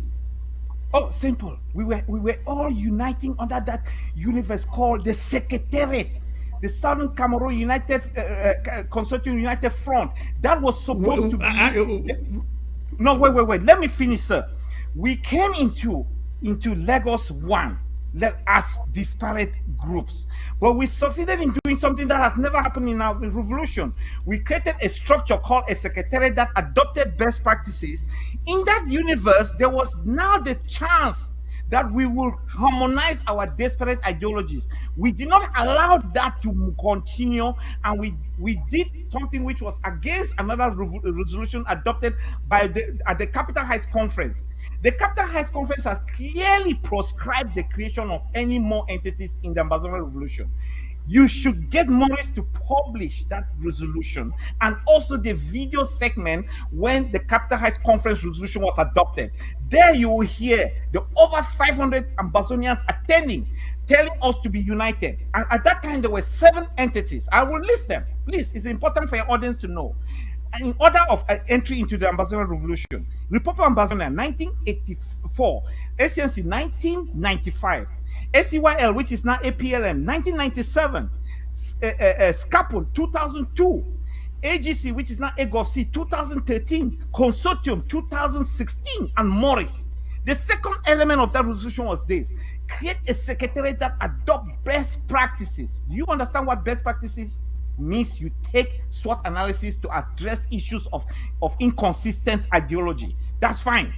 Then the last resolution was: do not create any more entities in the Ambazonian Revolution. Did you know that here? That do not create. The date was January 21st, 2017. It did not take long. That same February, we landed in Lagos and created the Southern Cameroon United Front. That was that secretariat. Should we have not allowed that thing to germinate fruit so that we could have been the united front? That was where we made again, that is an interesting analysis. I wasn't in Lagos. I wasn't in all those conferences. But I know for sure that the Capital Heights meeting took place. However, we have one problem. I think you are partly right that we have one problem, that of groups here, groups there in this struggle. But the main issue with groups is that you have leaders. You have leaders who feel like they have some entitlement. They are entitled to lead us. When you look at all these organizations, I mean, the leader of Morris is still there from day number 1, no leave, no transfer. The leader of the APLM is still there, no leave, no transfer. The leader of RUA is there, no leave, no transfer. The leader of AGOC is there, no leave, no transfer. You come to the interim government, Sisiko is removed in jail, you say, I am not leaving. You remove Sako say, I was supposed to be president to you, Boya. You remove Marianta says, no, I am supposed to be the president. What country are these the leaders who are going to lead Ambazonia, a new country? They cannot even manifest for a second that they have the capability to manifest some democratic principles. This is our problem. Well, let me get to Dennis. I see he's itchy to say something there. Yeah, now I want to say that Comrade Edwin is exaggerating the problem. I think he is not aware of the endeavors that other groups have made to clear, because we're essentially talking only of the Western world, because those are the only people who have even been magnanimous enough to listen to us. The reality of the matter is that no matter how long you present this thing to the Western world, they have their own interests, they have their own ideas, they are prescribing solutions to you, they are not listening to you, they don't even read what you write. So it is not as if we have not presented our case. No, you're making a big mistake. Remember that from Gojidinka spent all his time presenting that case. Up to today, nobody has listened to him. Molan Jolie Timber spent all his time presenting that case. Up to today, nobody has listened to him. Other people have done the same. It is not for failure to present the case, my brother, that the international community is not reacting. The international community does not react in that way. They just allow you to fight until when they can absolutely not change anything, that's when they intervene. That's just the reality. That's just the reality. So you are blaming the wrong people. We have been doing I agree with you that our divisiveness is our undoing.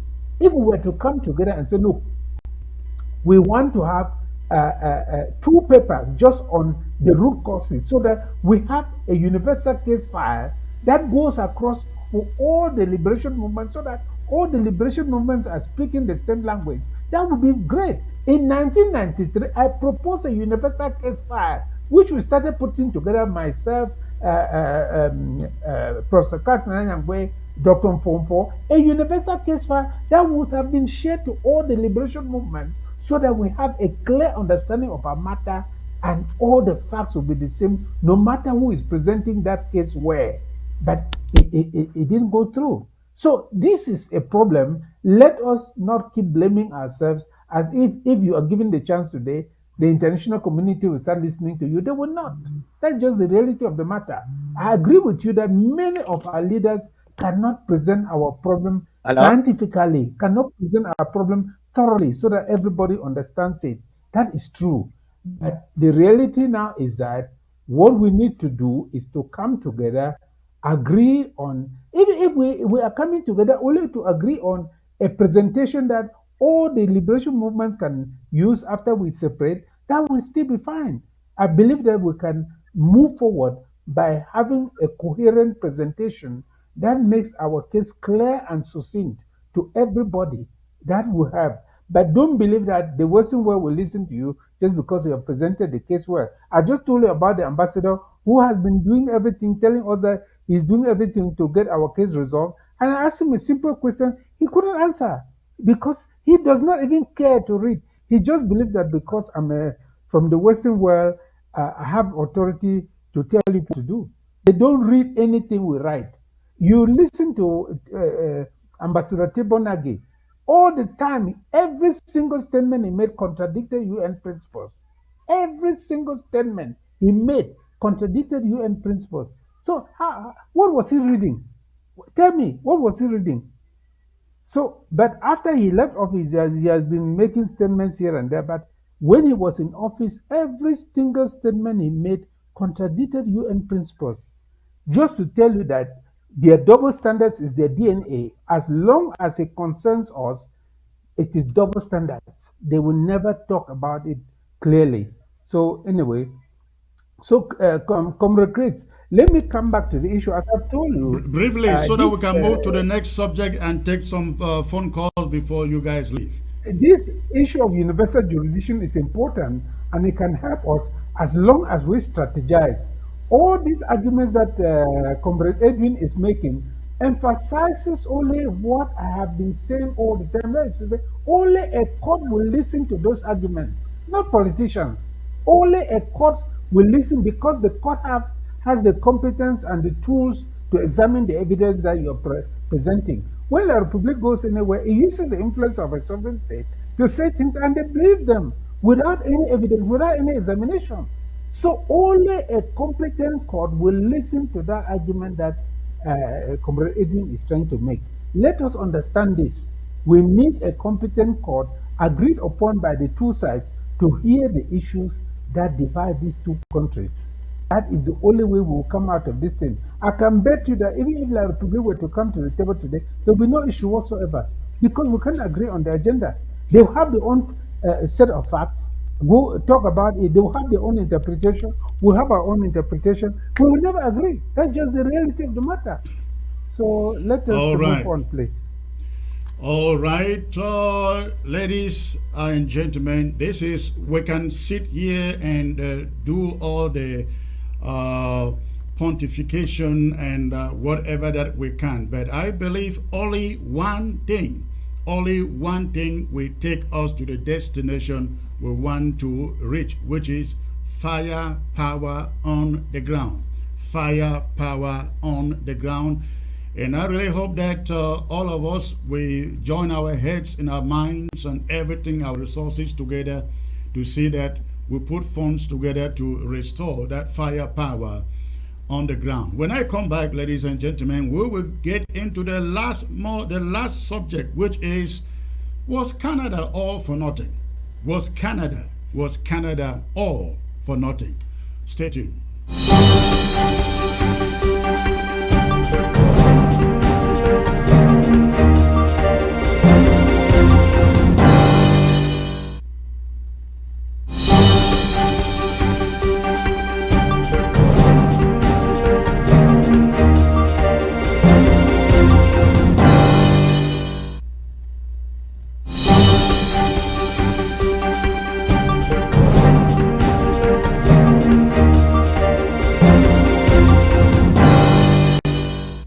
It is going to 3 weeks since Ambazonians who went to Canada to dialogue with Cameroon returned home, and all the hope and hype they came back with seems to have died a natural death. Last week, Cho Ayaba, John Mba Akuro, and Yerima promised a Saturday press conference that will finally disclose what they agreed upon in Canada with la Republique, but suddenly called it off. They called off the press conference for another day in the future. Up until the Bulge press conference, they were always quick to tell anyone who cares to hear that Canada was a blessing, that the Cameroon regime finally agreed to sit down to negotiations, and a deep one in that matter that looks into the root cause of the 6-year-old war in the southern Cameroons. But as ABS reports, they have neither presented anyone with any recording from Canada, nor any piece of paper or document that spells out exactly what they agreed upon in Canada. All of this responsibility, they shifted exclusively to the Canadians. But as the 3rd week approaches, Canada has not put out a single paper as per what they agreed or discussed. That is, if there was actually anything they agreed upon. ABS has gathered authoritatively that the regime in Yaoundé was supposed to approve the letter of the statement from Canada before any formal statement could go out. But Yaoundé reneged. They have left the Canadians very frustrated and also very disappointed, to the extent that they now appear to be more worried for their reputation than those whose fate was on the table. Canada was expecting Cameroon will commit to the Canadian document before Paul Biya goes out for his New Year's address. Biya was expected, according to defeaters from Canada, to release political prisoners, call for a cessation of hostilities, and endorse the Canadian roadmap. That never happened. In fact, Paul Biya didn't even make any reference, not a single reference, to anything happening in Canada. He expressed no remorse for the killings and the war in Ambazonia. Instead, he referred to Ambazonian fighters and leaders as terrorists he must root out of existence. Something that met with irritation and resentment from the camp of those who were in Canada. Writing on the social media, for example, AGOVC members scolded Paul Biya and accused him of betraying the Canadian good spirit for not making any reference to it in his New Year's speech. It appears like this is what prompted the hastily announced press conference of last Saturday that was never to be. It is alleged that the press conference was postponed because Biya was scheduled to address members of the diplomatic corps in Yaoundé and would use the forum to talk about the Canadian peace meetings. And yes, Biya actually met with the diplomatic corps last Friday, January the 6th. But no, Canada's tea was never mentioned, directly or indirectly, by him. Speaking to the diplomats and members of his cabinet, all Biya did was acknowledge in a veiled manner that war, and I quote, affects innocent people, end of quote, and leaves a negative impact on the economy.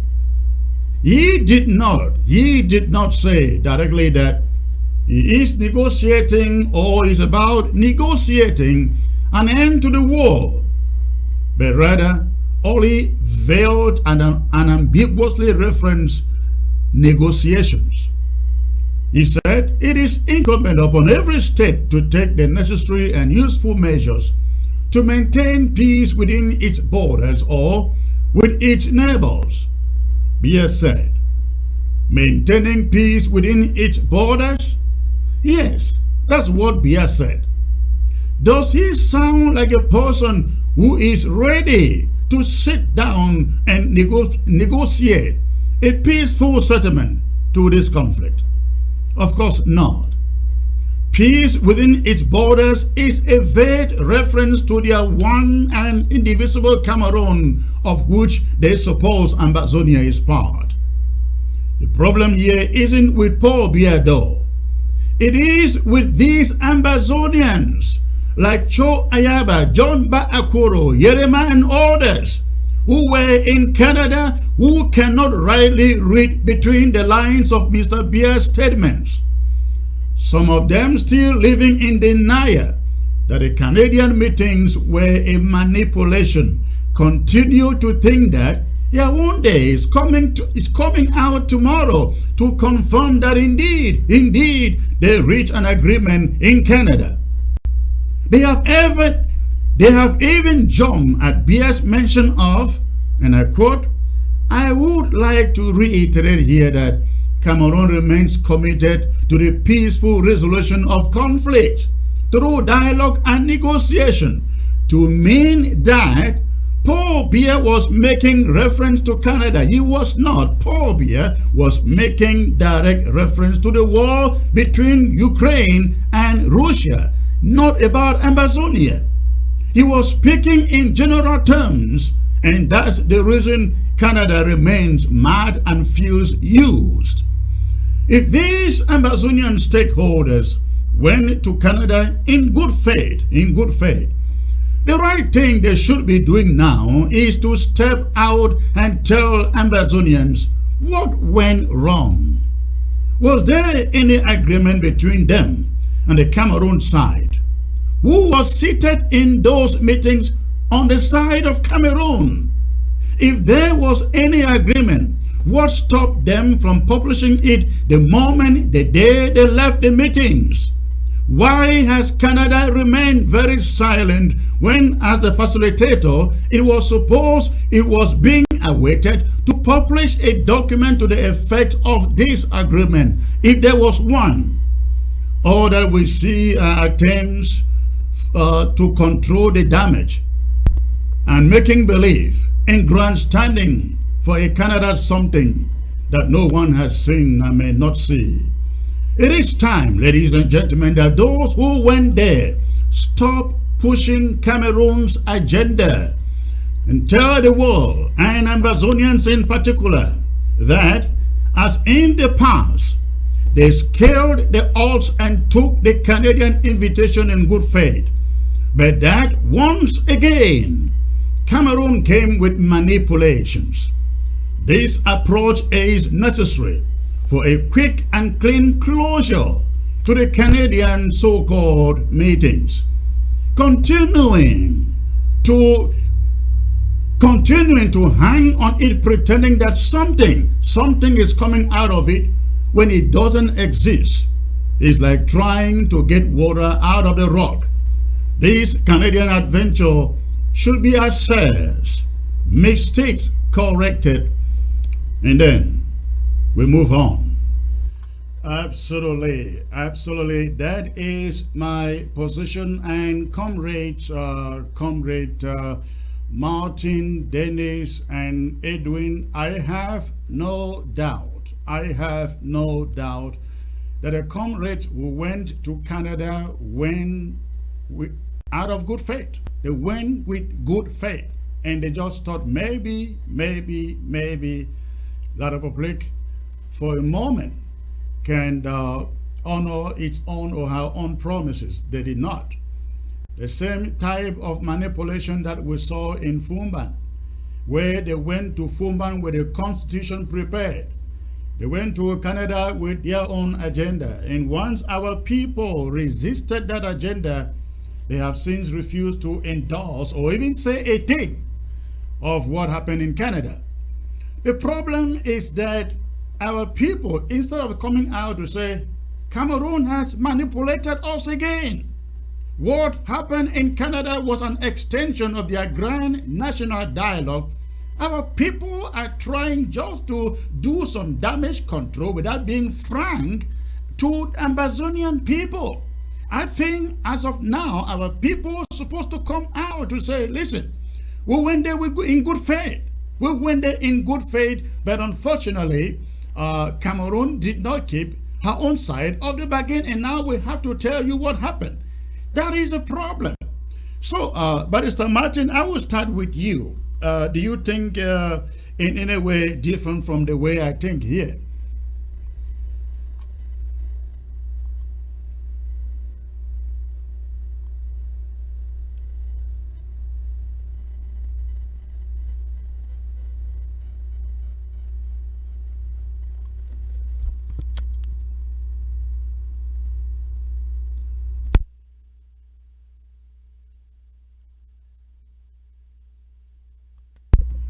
Barrister, I think your audio is muted. We're not hearing you.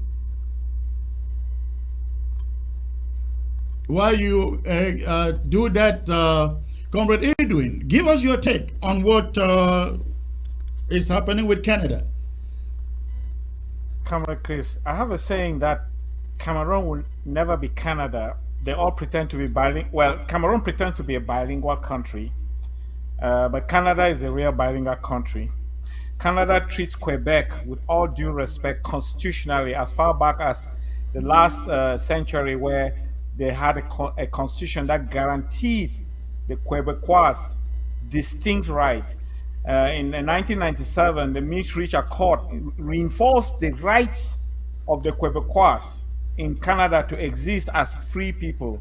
We can never aspire to be even seeing that happen in Cameroon. So let's just say that we need to be looking at this thing as to where our solution has to come. There was a meeting organized by the European Institute of Peace in May 28, 29, 2019. All the entities in Ambazonian Revolution were invited. You were not there, but maybe you were represented by Yerema. Yerema was there. Okay, but here's the importance about that meeting. And what is happening and is strange is that the people of Ambazonia do not know about what is valuable for them. I've mentioned I mentioned in my last conversation a very important resolution called the Capital Heights Resolution. They don't know about it. But the European Institute of Peace called us in a capacity workshop. In that capacity workshop, that was the first time all of us came in. We all do not really have the same common ideology, but we were able to agree on one thing, that our strength is our sovereignty. Our weakness is our disunity. Here's the question that needed for anybody to answer. What is our sovereignty? You keep on talking about the need. Hold on there. You know, I am the anchor man here. You keep on talking about this need for unity, coming together, doing things under an umbrella. But the problem is that the leader of your organization, Goji Dinka, would not want to belong to anything that he is not leader. That's a problem. No. You've just inherited the bias that was taken over by people who did not want to reason with what was the process. At the time when Gajidinka was working in deconstructing the false edifice of Cameroon legally, which was everything he was doing, he was requesting at every juncture collaboration with SCNC, and actually with Cameroon Anglophone movement, with the Southern Cameroon People's Movement. I was there, I was watching it, and SCNC. And we have the records to prove that. We have the documentation. You may be right, but I'm talking of the present, though. I'm talking of the present. You talking about yesterday. I'm talking about the present between 2016 to today. Well, here's the point, Brian. Part of the problem, our revolution did not start in 2016. If anybody, I get you. That's why I say I am talking of the present, and the present is 2016 to today. Okay. Yes, and at that point when I'm saying, if people came in 2016, all they needed to do is add value. You are excited about your country being subjugated by Cameroon. The subjugation is the subjugation of your sovereignty. Now, please join and work with what was already in place, which was already the That universe is the of problem. authority. That is But the then problem. you have to add, you have to That add, is the problem. Work with what please. was already in place, which is Godi Dinka. No, We no, have when the I said same it, problem with no, but the Weber, fact thinking there, that without him, nothing can work. no, We have no, no, you are making the a same judge. problem Okay, from group to group, from no, group to no, group. Each leader hanging in there, and thinking, it's if it is important. not me, if it is No, not no, no. me, It's it important you cannot work. understand that That is our the problem. fact. No, the facts. I'm not here presenting. I'm defending the sovereignty. Von Gojindinka defended the sovereignty from We being are all alienated. defending our No, sovereignty. no, There you is are no not single defending the Ambazonian out sovereignty there when you who come isn't and create defending an the entity sovereignty that of negates the Ambazonia, sovereignty. but the ability for the leaders to lay down Can we? themselves Can we? and say, let us work together is not there. No, the point Goji is that Dinka want working to remain together the is the prisoner of political Ambazonia till key. he Working dies. In together, fact, he is grooming working his son together. to take over from him. Oh, These are the please, problems. it's getting childish. When you say things like that, it really doesn't make sense. Can you produce me documents I which suggest that am giving you in facts. document, I am giving you the facts of the matter succession of that state? this. Yes, go on. I'm saying to you that if we came in 2017 and you wanted to add value, you would have done your due diligence in researching what But was you in were on place. the table. I wasn't there in I was there 2017. and You we were on the opposed table there. You had the Yes, I meetings. was You there had and all we the did everything. conclaves in Lagos, in DC. We Well, talked- you know what? Let's not but let me digress answer from the the question. subject Let me go now. back. Let's No, no, not it wasn't. digress from the subject. Let's To move go on. back, to go That's back a there, discussion to for go, a whole other yes. day. Let me The reason I brought that was get back so- to Comrade Martin. Give us your take on this Canadian thing, please. Hear me? Yes. Okay. I was saying that I would demur a bit or be a bit taciturn to condemn something which I don't know what the outcome was, what they were doing, why they were even there. Nobody has really said anything. So to condemn something, it's a bit difficult. But you made a statement that most people went there in good faith. I don't think everybody went there in good faith. There were some people who went there just because the Swiss process was being managed by the interim government. They found themselves outside and they were looking for the opportunity to grab the initiative. So when this new opportunity came, despite whatever shortcomings might be there, they took it 100%, knowing that it's an opportunity for them now to get back to the center and take the initiative and be doing. If you call that good faith, then I don't know how we defend good faith. Some of the questions, we had people who asked 1,000 questions about the Swiss. They wanted international guarantors, they wanted commitment, they wanted their list was as long as a shopping list. When they were going to Canada to blink, did they ask those same questions in Canada? That was the type of questions which worry me. So I don't know. I cannot really condemn a process. I'd rather wait to see if they say it's pre-talks. I don't know what they are talking, to be honest. We are guessing what it was and what is here and there. Unless you give me some concrete thing what they've said for me to condemn or praise it, I don't even know what they are doing. So well, it's not very clear. That is a problem in the whole thing, isn't it?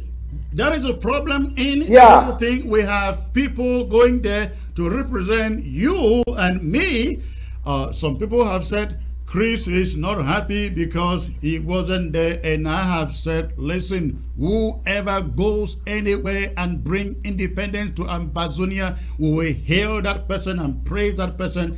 If that was the case of Canada, we will all be celebrating and giving praises to where praises are due.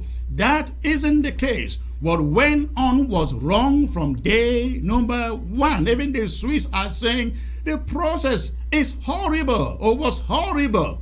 You go and you sit in the meeting for 2 months. You never come out to issue a press statement for once to explain to the people you are representing what you are discussing.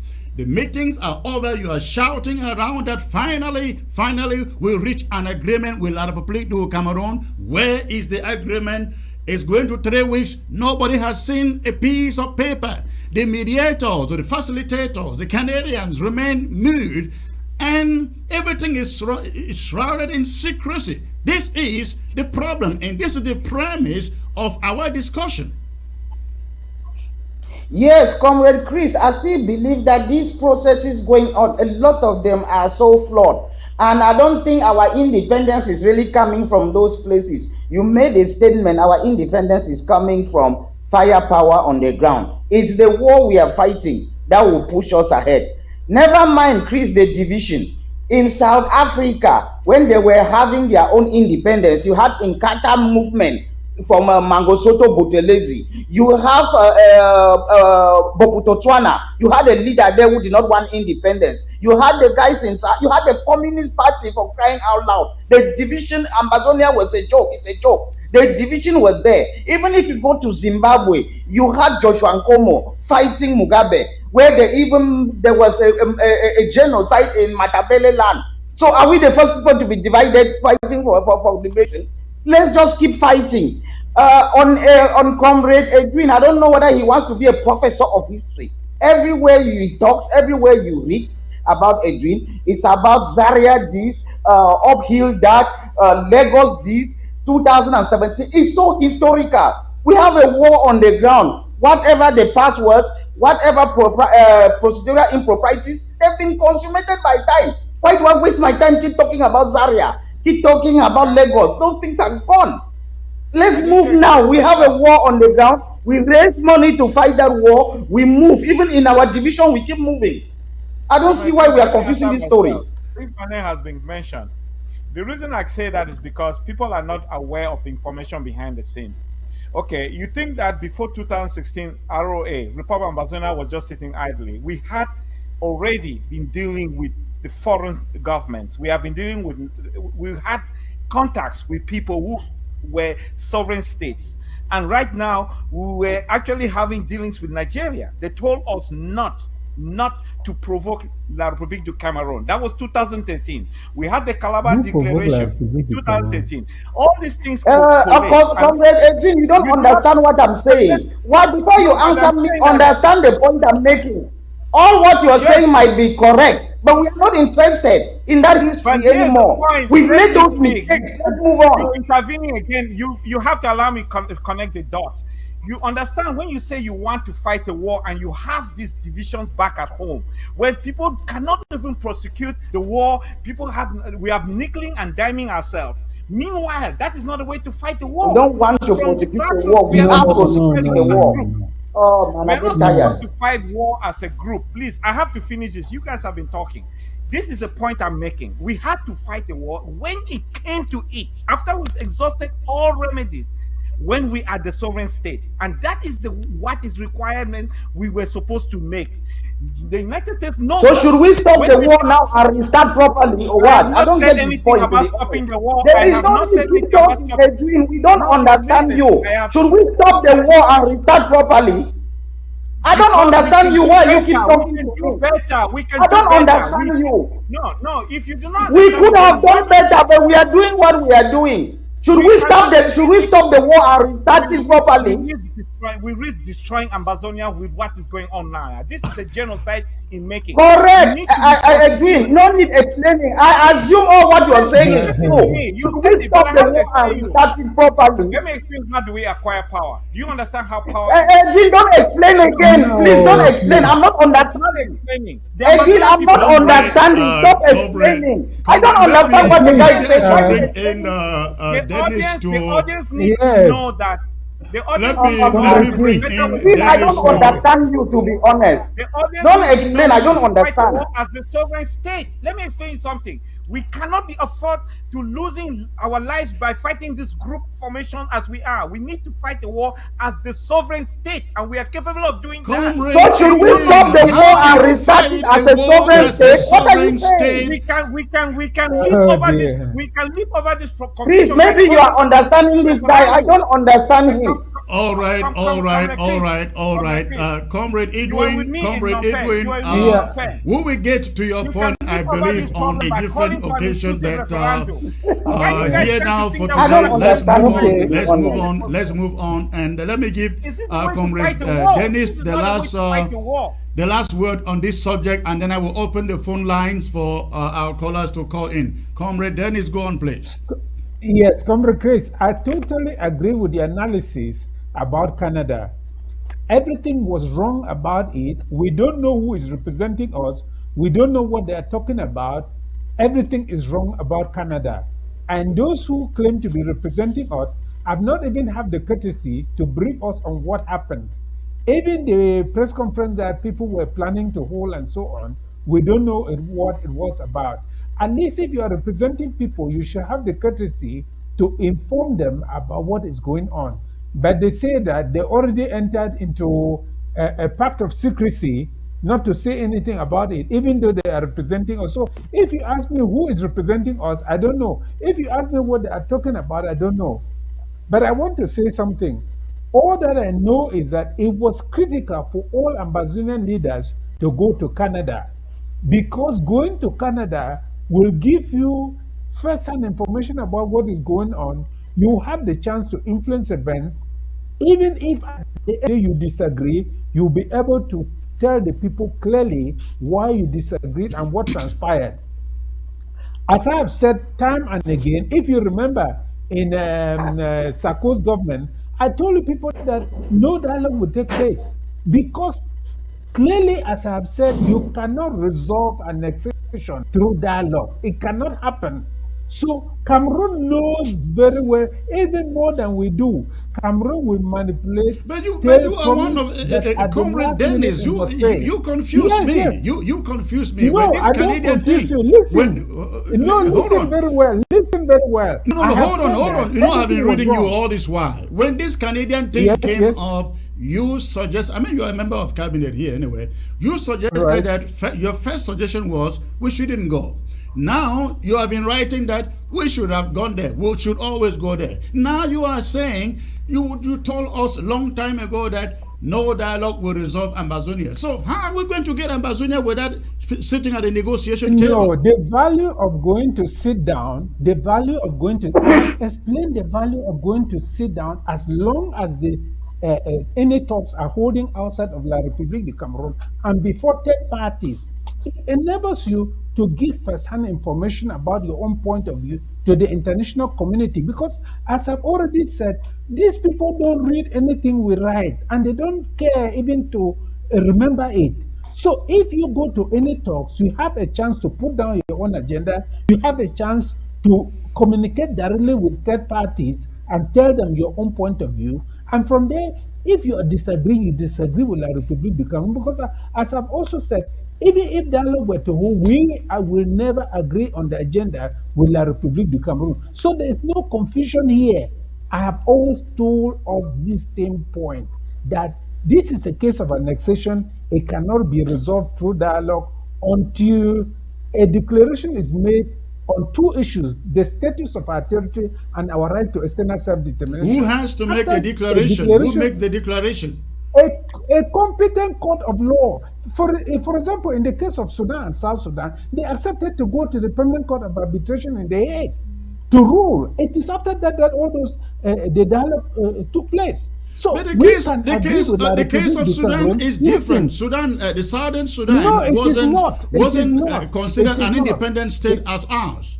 It is not. It is not. It is not. It is a case of a people claiming a right to their territory, just as we are doing. What I am saying is that if we agree with La République du Cameroon for a panel of internationally competent judges to hear the matter between the two sides, and if we can agree on that, that will be a case of arbitration. We can refer the matter to the Permanent Court of Arbitration and submit these two issues: the status of our territory in international law and our right to external self-determination. Once there's a ruling on these two issues, the matter is now clear to be resolved through dialogue. But currently, La République would never accept dialogue. And even if it accepts, the two sides will never agree on the agenda of that dialogue.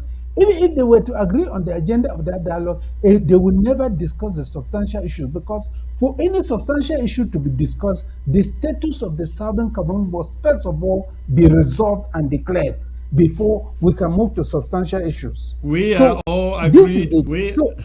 We are all So agreed. my problem with Canada was simply that we refused to go. We were supposed to go there, put down our own agenda, see what is happening, and then if we are refusing to participate, we take a position based on what we have But seen on the people who ground, went there not and based put on down hearsay. their own agenda It up doesn't to today, matter. we You know are talking nothing. about what somebody Cameroon else has did. not even You are talking acknowledged that there no. was anything like You are Canada, and talking. they No, it called for it. doesn't matter. No, you are talking about what somebody else did. If that person did not go, you will not be able to talk about it. So Because it we is knew that important that it was not going to lead to no, anywhere. no, that is a presumption. That is a presumption. But now Give with the, it with, a the, with the chance. benefit of the hindsight, No, we know.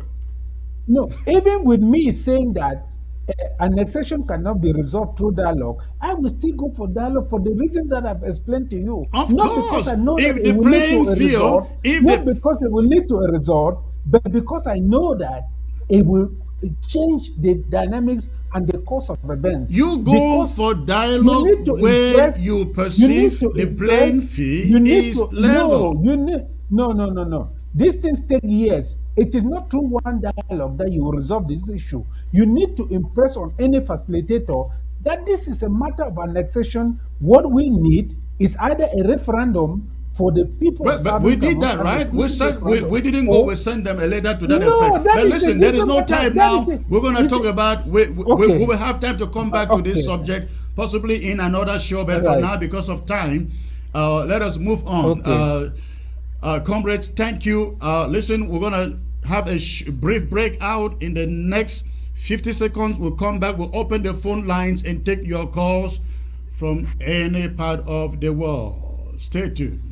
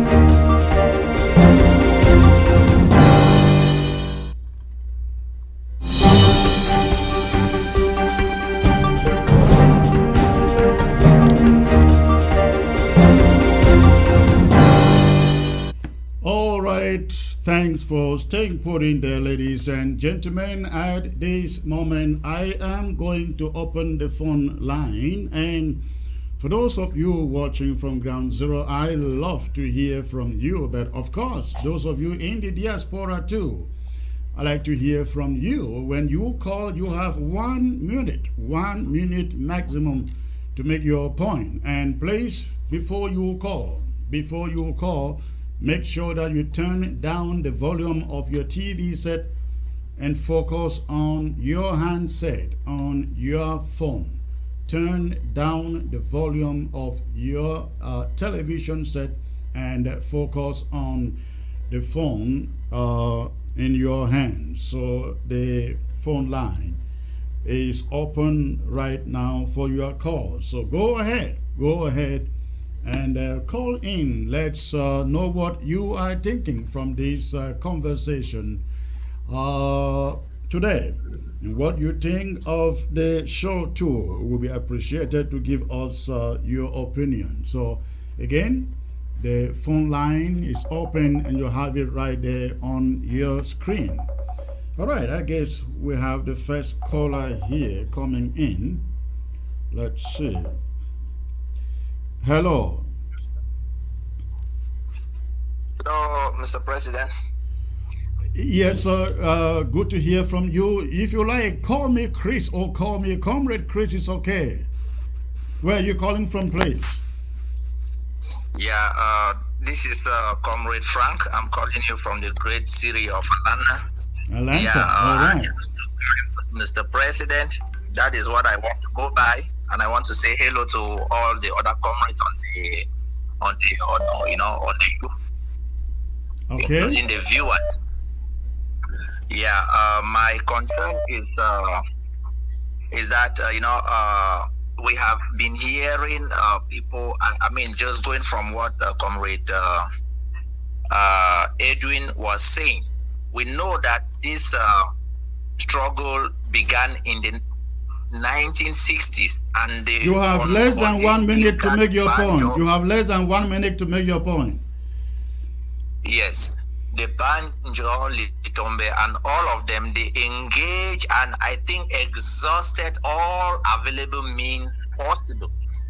If it is about talking about the courts, I mean, we got a ruling from the Banjul, and all of that stuff.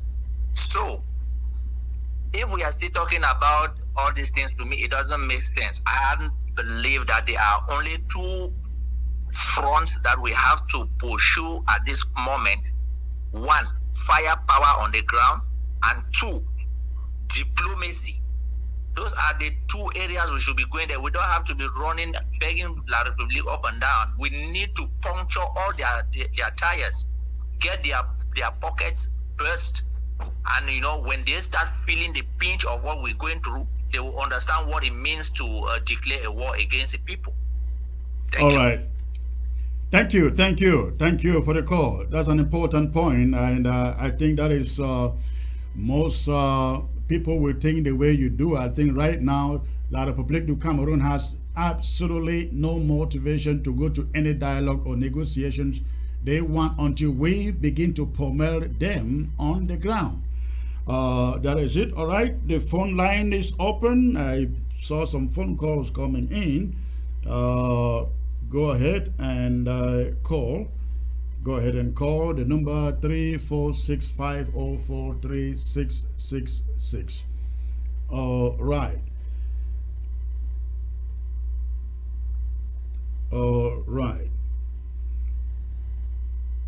Let me give Barrister Martin to chip in something to the last caller about the need for firepower on the ground. Is it not logical, sir? Comrade Chris, that is the key. Whatever will happen on the table, if La Republic will ever reach a table, will be dependent on what is happening on the ground. The problem is at this point in time, the ground is a bit quiet. There are maybe 2 or maybe maximum 3 LGAs or counties where there is fighting. The rest is a bit quiet. Although in a long revolution, some places took 19 years, some 20. There were ups and downs. You have periods which are low, you have periods which are high. So people should not misinterpret as if the revolution is dying. It's not dying. The ashes of colonialism never get cold. If you put a few resources in Momo today, Momo will still rise. If you put a few resources in Lebialem or you put in Jan, they will rise. So there is nothing about the revolution dying. It's just to put that firepower, put those resources. The groundwork is already there, and people will be fighting there. So I think we are in a good position. We just need to put resources.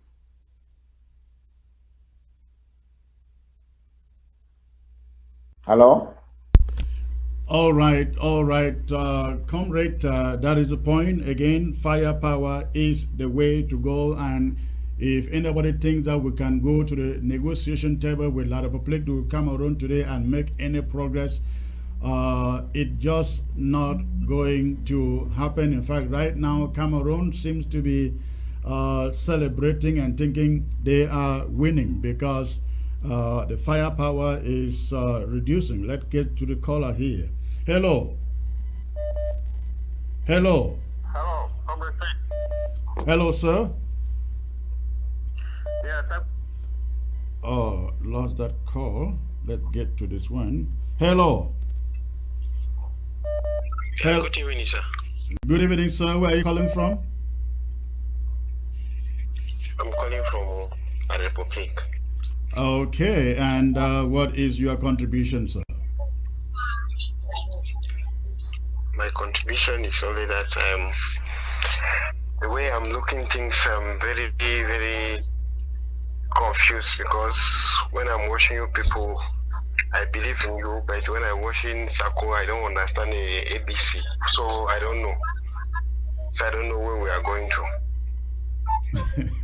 So, are you not able to discern between what is truth and what is false?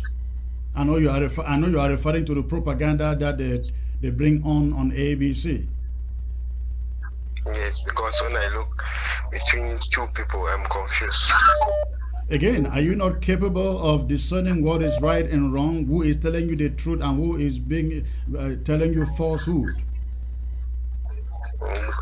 As I'm saying, I'm confused because they are just there to criticize others, and I don't know where we are going to. That's why I'm saying I'm confused. Okay, exactly. That's what I'm saying. When you know they are just there to criticize, they bring nothing on to build the struggle.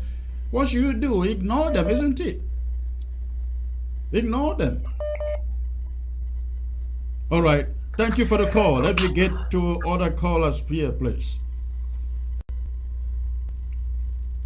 Hello. Hello, Secretary Chris. Hello, sir. Hello.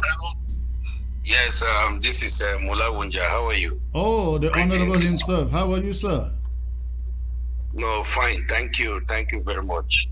I want to extend my greeting to Comrade Martin, Dr. Martin. Yeah.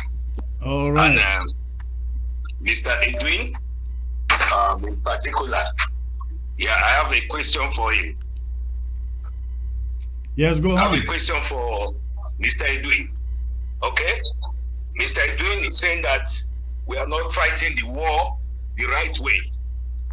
How many fighters does he have on ground zero that can make us to fight the war the better way to change the game? Can he answer that question? Since it was started at 2017 or 18, how many fighters do they have on ground zero that help us, that can change the strategy? Can he answer this question? It's Mullah Wunja talking. Mr. Edwin, you know me. Yeah. All right. Let him take the question. This is where Yes. they always have to. All right. Thank you for the call. Thanks for the call. You see, when you have a problem, you also strategize on the solution. This is how Republic of Ambazonia operates. We already had determined by 2013 that we will need, after exhausting the legal actions, which we did 100% succeeded in it, we knew that we will have to get Cameroon either to concede, or there will be one day the ability to force Cameroon through military action. That's why we were going out and requesting help from foreign government, and we were getting success. Okay, in 2017, February 28th, the entity that we were working with passed a resolution that the federal government of Nigeria should invoke the principle of territoriality, a very important doctrine in international law, which says that countries should observe their boundaries as obtained at the time of independence. Why that is important is when you have a problem and you strategize the solution, you will figure out how to acquire the necessary tools to get that solution done. If it came to fighting, we were going to fight as the Republic of Ambazonia. We're not going to fight as groups as we are now doing. Comrade, that is the problem. That is the problem when you keep on thinking that the Republic of Ambazonia, the Republic of Ambazonia. Now, many gullible people out there do not understand when you make reference to the Republic of Ambazonia, because you are essentially referring to Goji Dinka's organization. You are not referring to Ambazonians as a whole. That is the education people do not understand when you make those statements. Yes, it is. You have to define the sovereignty as constitutionally and as legally as possible. When you are dealing with a situation which is international law, which Cameroon has the ability to go out and lobby everywhere we've gone, as they've done right now in Abuja and here in Washington DC, How does that bring firepower on the ground? Firepower means that we were supposed to have that recognition, and with the document of recognition, we can go to Wall Street and raise billions of dollars to make that is a top-bottom approach. Let's get back to the phones. Let's get back to the phones, please. We are going to waste another generation. Do you know what happened in the Makiza War? Let's get back to the phones. We'll come back. All right. Hello. Hello. Yeah, hello, Comrade Chris. Yes, sir. Where are you calling from? This is Candida from Norway. All right. Thank you for the great show. I must admit it's a great show. I appreciate all the panelists. Special thanks to Barrister Tumasang for his input. Can you hear me? Yes, go on. Yeah, special thanks to Barrister Tumasang for his input and his upfront in the discussion. Let me say this to Comrade Dwinga. Simple logic is like a thief has stolen your car and that same thief is pointing a gun at you. Instead of you removing your own gun and pointing at the thief, you are then complaining that this is your car and the thief is driving the car away. La Republic has taken our territory and put a gun on our head. Tell the people in Roa to go and contribute money and let's buy arms and fight La Republic. That's the only way out. Carrying this file since 1961 in all the offices in the world has not helped us. We need firepower on the ground. All the frontline groups should contribute money and give to the fighters on the ground to buy arms. That's the only way out. Thank you. Thank you for the call. Let's get to, I hope Edwin got that. Let's get to the next caller here. If you allow me, I'll answer, but you don't. I think we lost that caller. Did we lost that caller? Hello. Hello. Hello, sir. Where are you calling from? Secretary from La Republic. From La Republic du Cameroon. What is in your mind, sir? Secretary, because I don't want to tell you guys that this war is not a childish thing. We should be serious for once and for good. Lele Africa, what is the man doing in our land, eating our cocoyam every day and going fatter and fatter? The man in the governor in Southwest. We should have started from removing those people one by one. Burn their houses, burn their vehicle, send them out of our land. All right. Thank you. I think we lost that caller. Hello. Hello, good evening, sir. I guess this is Germany. Yes, sir. This is Germany. Comrade Chris, thank you for taking my call. Okay, sir. Go on. What is in your mind? Yes, I want to thank you for this show. It's a very great debate, and this type of show often, it defies us. I want to say that about the Canadian thing. You are very correct. You are very, very correct. I think most of the comrades, they went there with good faith. Although some people, they went there for ground standing or to be relevant. But when I see people like Bohebe in the mix, they go there with good faith, with the hope of bringing us something good. But we're disappointed because now we are not having any information from them. So we'll keep observing and we'll keep being very careful the way people are doing. The next issue I want to say is that I think the way forward is firepower, because the negotiation will matter on the firepower on the ground. La Republique is a little relaxed now because the war is relaxed on the ground. That's why they feel a little comfortable to be driving us left and right. Right. They're not crying again. So we have to increase the firepower. I want to thank Barrister Tumasang for his input. His input are very motivating because when he gives examples like South Africa and many other people who fought for their independence, it is giving me in particular that feeling that we are struggling, we are on the right path, but what is happening maybe is just normal human reaction. But since we are fighting for the independence, we'll get to the point. So let him keep on with that spirit. It is really helping some of us. And then I think my last point will go to Comrade Adrian. Comrade Adrian should at least know that a struggle evolves. The only thing which is constant is change.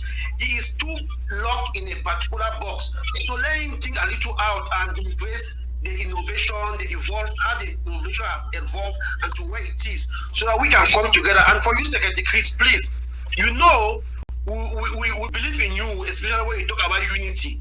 So don't relent your effort on that unity purpose. Please keep pushing it. You have the ability, and we are behind you. We support you to achieve that goal. All right. Thank you very much. Appreciate it. They hear you. Let's get to the next caller here. Hello. Hello. This must be the Honorable Chairman Mike Fusi. You guessed it. You are live, sir. Go on. All right. I have two questions for Comrade Edwin. The two questions are as follows.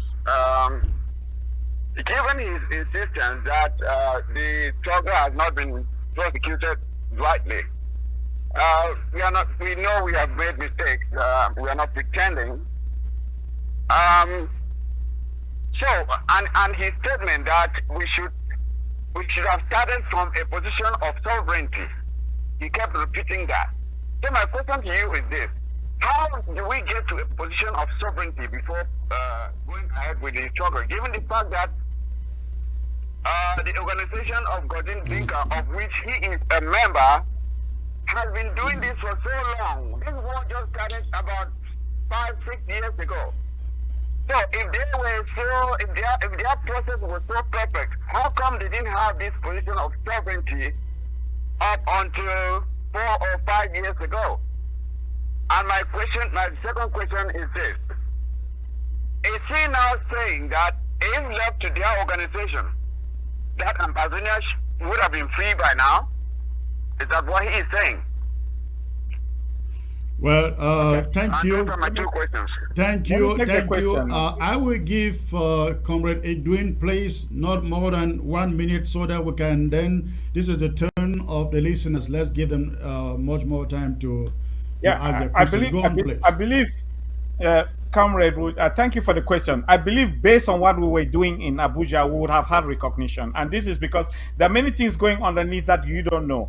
I'll make reference to the European Institute of Peace SWOT analysis that got us, these divided people, our universe of division. We agreed on one thing in principle, that the sovereignty was our strength. That was done in Brussels in May 28, 2019. If you use that analysis and you understand that Republic of Ambazonia has already deconstructed the fake one and indivisible Cameroon, constitutionally and legally, what is left for the Ambazonian universe of this universe we call a revolution is for us to come together under that platform where we attach it to with our universal rights as entitled by Article 76B, meaning we were entitled to sovereignty. Now, the definition of that sovereignty is already known legally.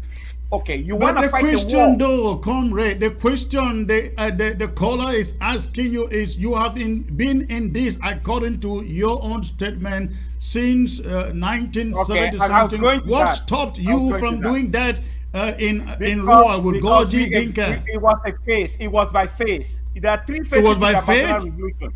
No, it's a phase. It's a phase. There are 3 phases in the Ambazonia Revolution. All right, please, let's get back to the callers. It's their turn now. Let's get back to the callers. Hello.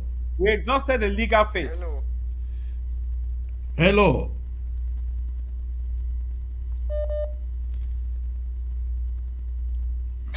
Hello. We exhausted the legal phase. Hello? Hello. Hey, hello. Central Chris. Okay. Please turn down the volume of your TV. Turn down the volume of your TV and focus on the phone. Yeah, can you hear me? Yes, go on. Okay, this is Ma Pauline. Good to hear you. Thank you for reviving Ambazonians again. We are very grateful We thank the panelists, and I want to talk to Mr. Edwin that we don't like spirit of discouragement. United States fought for their independence, and it's only 1/5 of the population that eventually stood firm, and now you are in the United States enjoying the same thing that they fought for. We are here to come together. So your Republic of Ambazonia, you have to encourage them, no matter how many people you have, we come together and do it. I want to see the opportunity to announce 3 days fasting that is coming next week. 16, 17, and 18. We're supposed to start it today, but we did not announce it.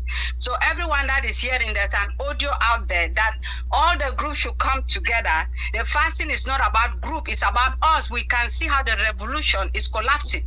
And so the people of Nineveh were fasting together because Jonah came and told them what the Lord told them. Told him that the city will be destroyed.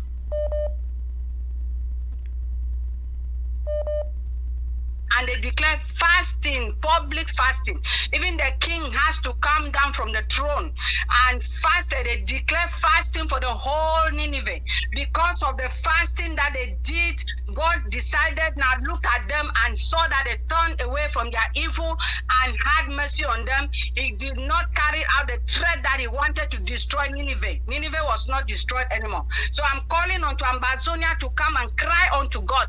No matter what group that you represent, it's not about group, it's about us Ambazonia who believe in independence. We come and cry out unto God, not to pray. Prayer is different from crying out to God. When you are praying, you are doing supplication and intercession. But crying out to God is a sign of desperation. Crying out to God is a sign of urgent need. Crying out to God is a sign that is showing that we have nowhere to go. We are secluded, like how La Republic is surrounding us and is using us. Cry out to God is a sign of helplessness, and we have nothing to do in that circumstances. So we are coming to cry out to God in one accord. Ambazonians, you are invited everywhere. And when is that? When is that? Going out, please. When is that? 16, 17, 18. And we're going to come every day, 3 times a day. It has to go all at home and abroad. All right. And you know, when God saw that, God had to forgive them. So let us come together and cry out to God. All right. Thank you very much. Thank you. God Thank bless you. Thank you. Okay, 3 minutes to go. 2 minutes to go. Hello. Hello. Hello. Hello. Hello. Hello. Yes, I can hear you. Where are you calling from, please? Hello. I can hear you. Where are you calling from? From La Republic, Secretary Chris. I'm calling from La Republic, Secretary Chris. Okay, what is your contribution, Hello? sir?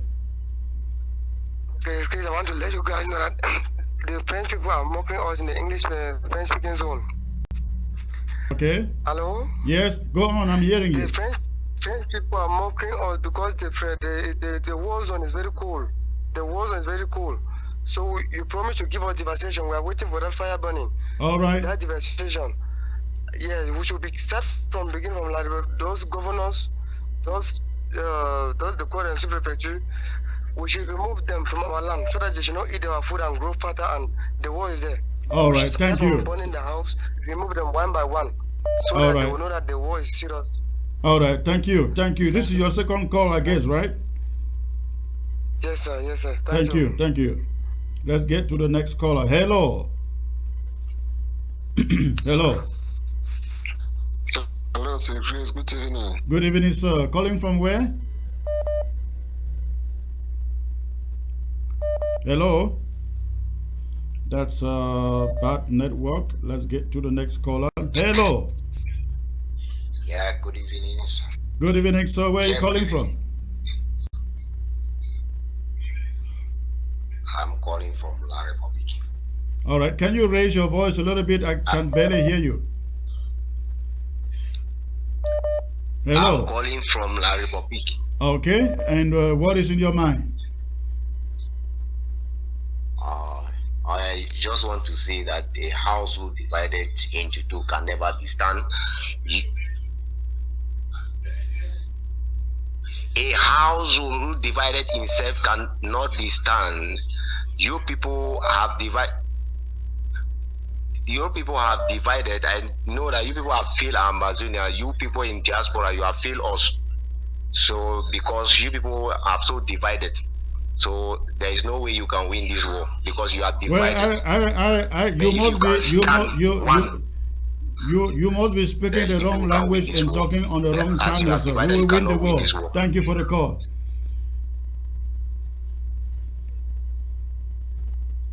Hello. Hello, sir. Chris, good evening. Good evening, sir. Calling from where, sir? Calling from Mezam. Mezam. Okay, this is the first call from Ambazonia. The rest are coming from La Republic to Cameroon. Do you people have light in town? Yeah, there's light in town. All right, your contribution, please. Yes, I want to just throw more light to thank you guys in the studio. Your effort giving us courage here on the ground. And I want to say that the problem with the leaders of our revolution is because they want to take glory, self-glory. They want to be that the one that people should give them glory independently. That they should. That I'm the one that has done this thing. But we believe that if people come together as one, it will be easy for us to achieve it. All right. So, yeah. So we are trying to say is that if as leaders, if you can agree to come as one, you have meetings twice a year that you people can come and debate and share your ideas and go back on your different groups, then the world will see that we are going to a particular direction. That is my contribution. Thank you. Thank you, sir. Thank you for the call. Ladies and gentlemen, that will be the last call for the day. I will give my guests 50 seconds each to give Ambazonians some hope for the days ahead. I start with Comrade Edwin. Well, Ambazonians should know that the world will recognize us and will give up entitlement right to our independence, but we just need to do a little thing that we are not yet done, and it is just that we obey the rules of nature and the rules of man. This is an obligation for self-survival, so it is nothing else. We are not going to get that exemptions from implementing rules that are known for in the engagement of interhuman relationships, be it war or diplomacy. And if we go back to that basic properties, like I suggested in my conversation today, respect the SWOT analysis verdict of the European Institute of Peace, implement the Capital Heights resolutions, we will be fine. But since we keep disobeying these rules, we are in this mess. And it is your duty, you, the listeners out there, to insist that these leaders who are hiding resolutions, like Maurice's organization, the South African... I think the listeners out there disagree with you, though, because I am looking at their comments and they don't agree with you. They don't know. They don't. They've been listening to the propaganda. They don't know these facts. These are facts coming from me. There's nothing that I said today which is politics. All right, Comrade was 50 seconds. Let me move to Comrade Martin.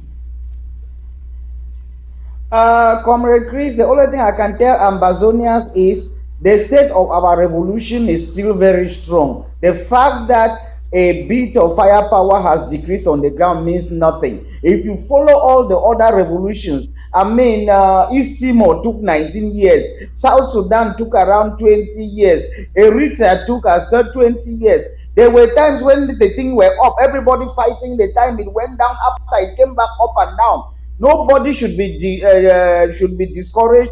Nobody should think that we are losing. No. Sooner or later, one or two things, people re-strategize and come up. The revolution is still strong. Even if you go to South Africa, as I keep mentioning, when they were fighting, there was a period when there was a lot of activity. Joe Slovo and the rest were all over the place fighting. After it went quiet, then it came back. It happens in every revolution. So the fundamentals are there. The people know what we are fighting for. With due time, the firepower will come back. The ashes of colonialism never get cold. So if you are anywhere you are getting discouraged, please don't be discouraged. Sooner or later, the firepower comes back and we will be there. Thank you. Comrade Dennis, please. All I want to tell our people is that freedom never loses. Every day that dawns sees only more freedom gaining ground. So there is no way by which La Republic can defeat us, because there is no Southern Cameroon who will accept that La Republic owns our territory. And therefore, this is a perpetual war until we get back our territory, we get back our independence. We cannot have our own country and foreigners will come in and turn us into foreigners in our own land. No, the people of La République du Cameroon are complete foreigners in our country, and they must respect their boundaries so that we too can have our own peace of mind. So everybody should stay put. The most important thing now is for people to contribute the money to increase the firepower on the ground.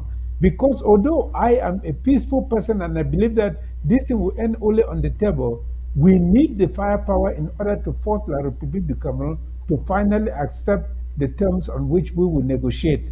So this is absolutely important. People should not just say we want firepower. People should say, I am putting down money for the firepower. Right. That's the only thing that will change the situation. Thank you. Thank you. Thank you all for being part of the panel. This was quite reviving, and I look forward to having all of you back one of these days. Ladies and gentlemen, that is all that I have for you today. I look forward to coming back next week, same time, same channel, with the same show. We look forward to building on this. But before I go, I'd just like to remind you again, we are talking about firepower here, and the boys on Ground Zero will not use bare hands to initiate firepower. Go to amberdeals.com. Register, subscribe for your $20 a month, $10 a month, $50 a month, whatever amount you are capable of paying. Please let us do so we can see that firepower. There is no group out there, ladies and gentlemen, that will do what we are trying to do. If you are looking at somebody out there to do it, well, give your money to them. But if there is nobody and we have to do it, please register with amberdeals.com. Thanks for staying tuned. I look forward to coming back. God bless you all and good night.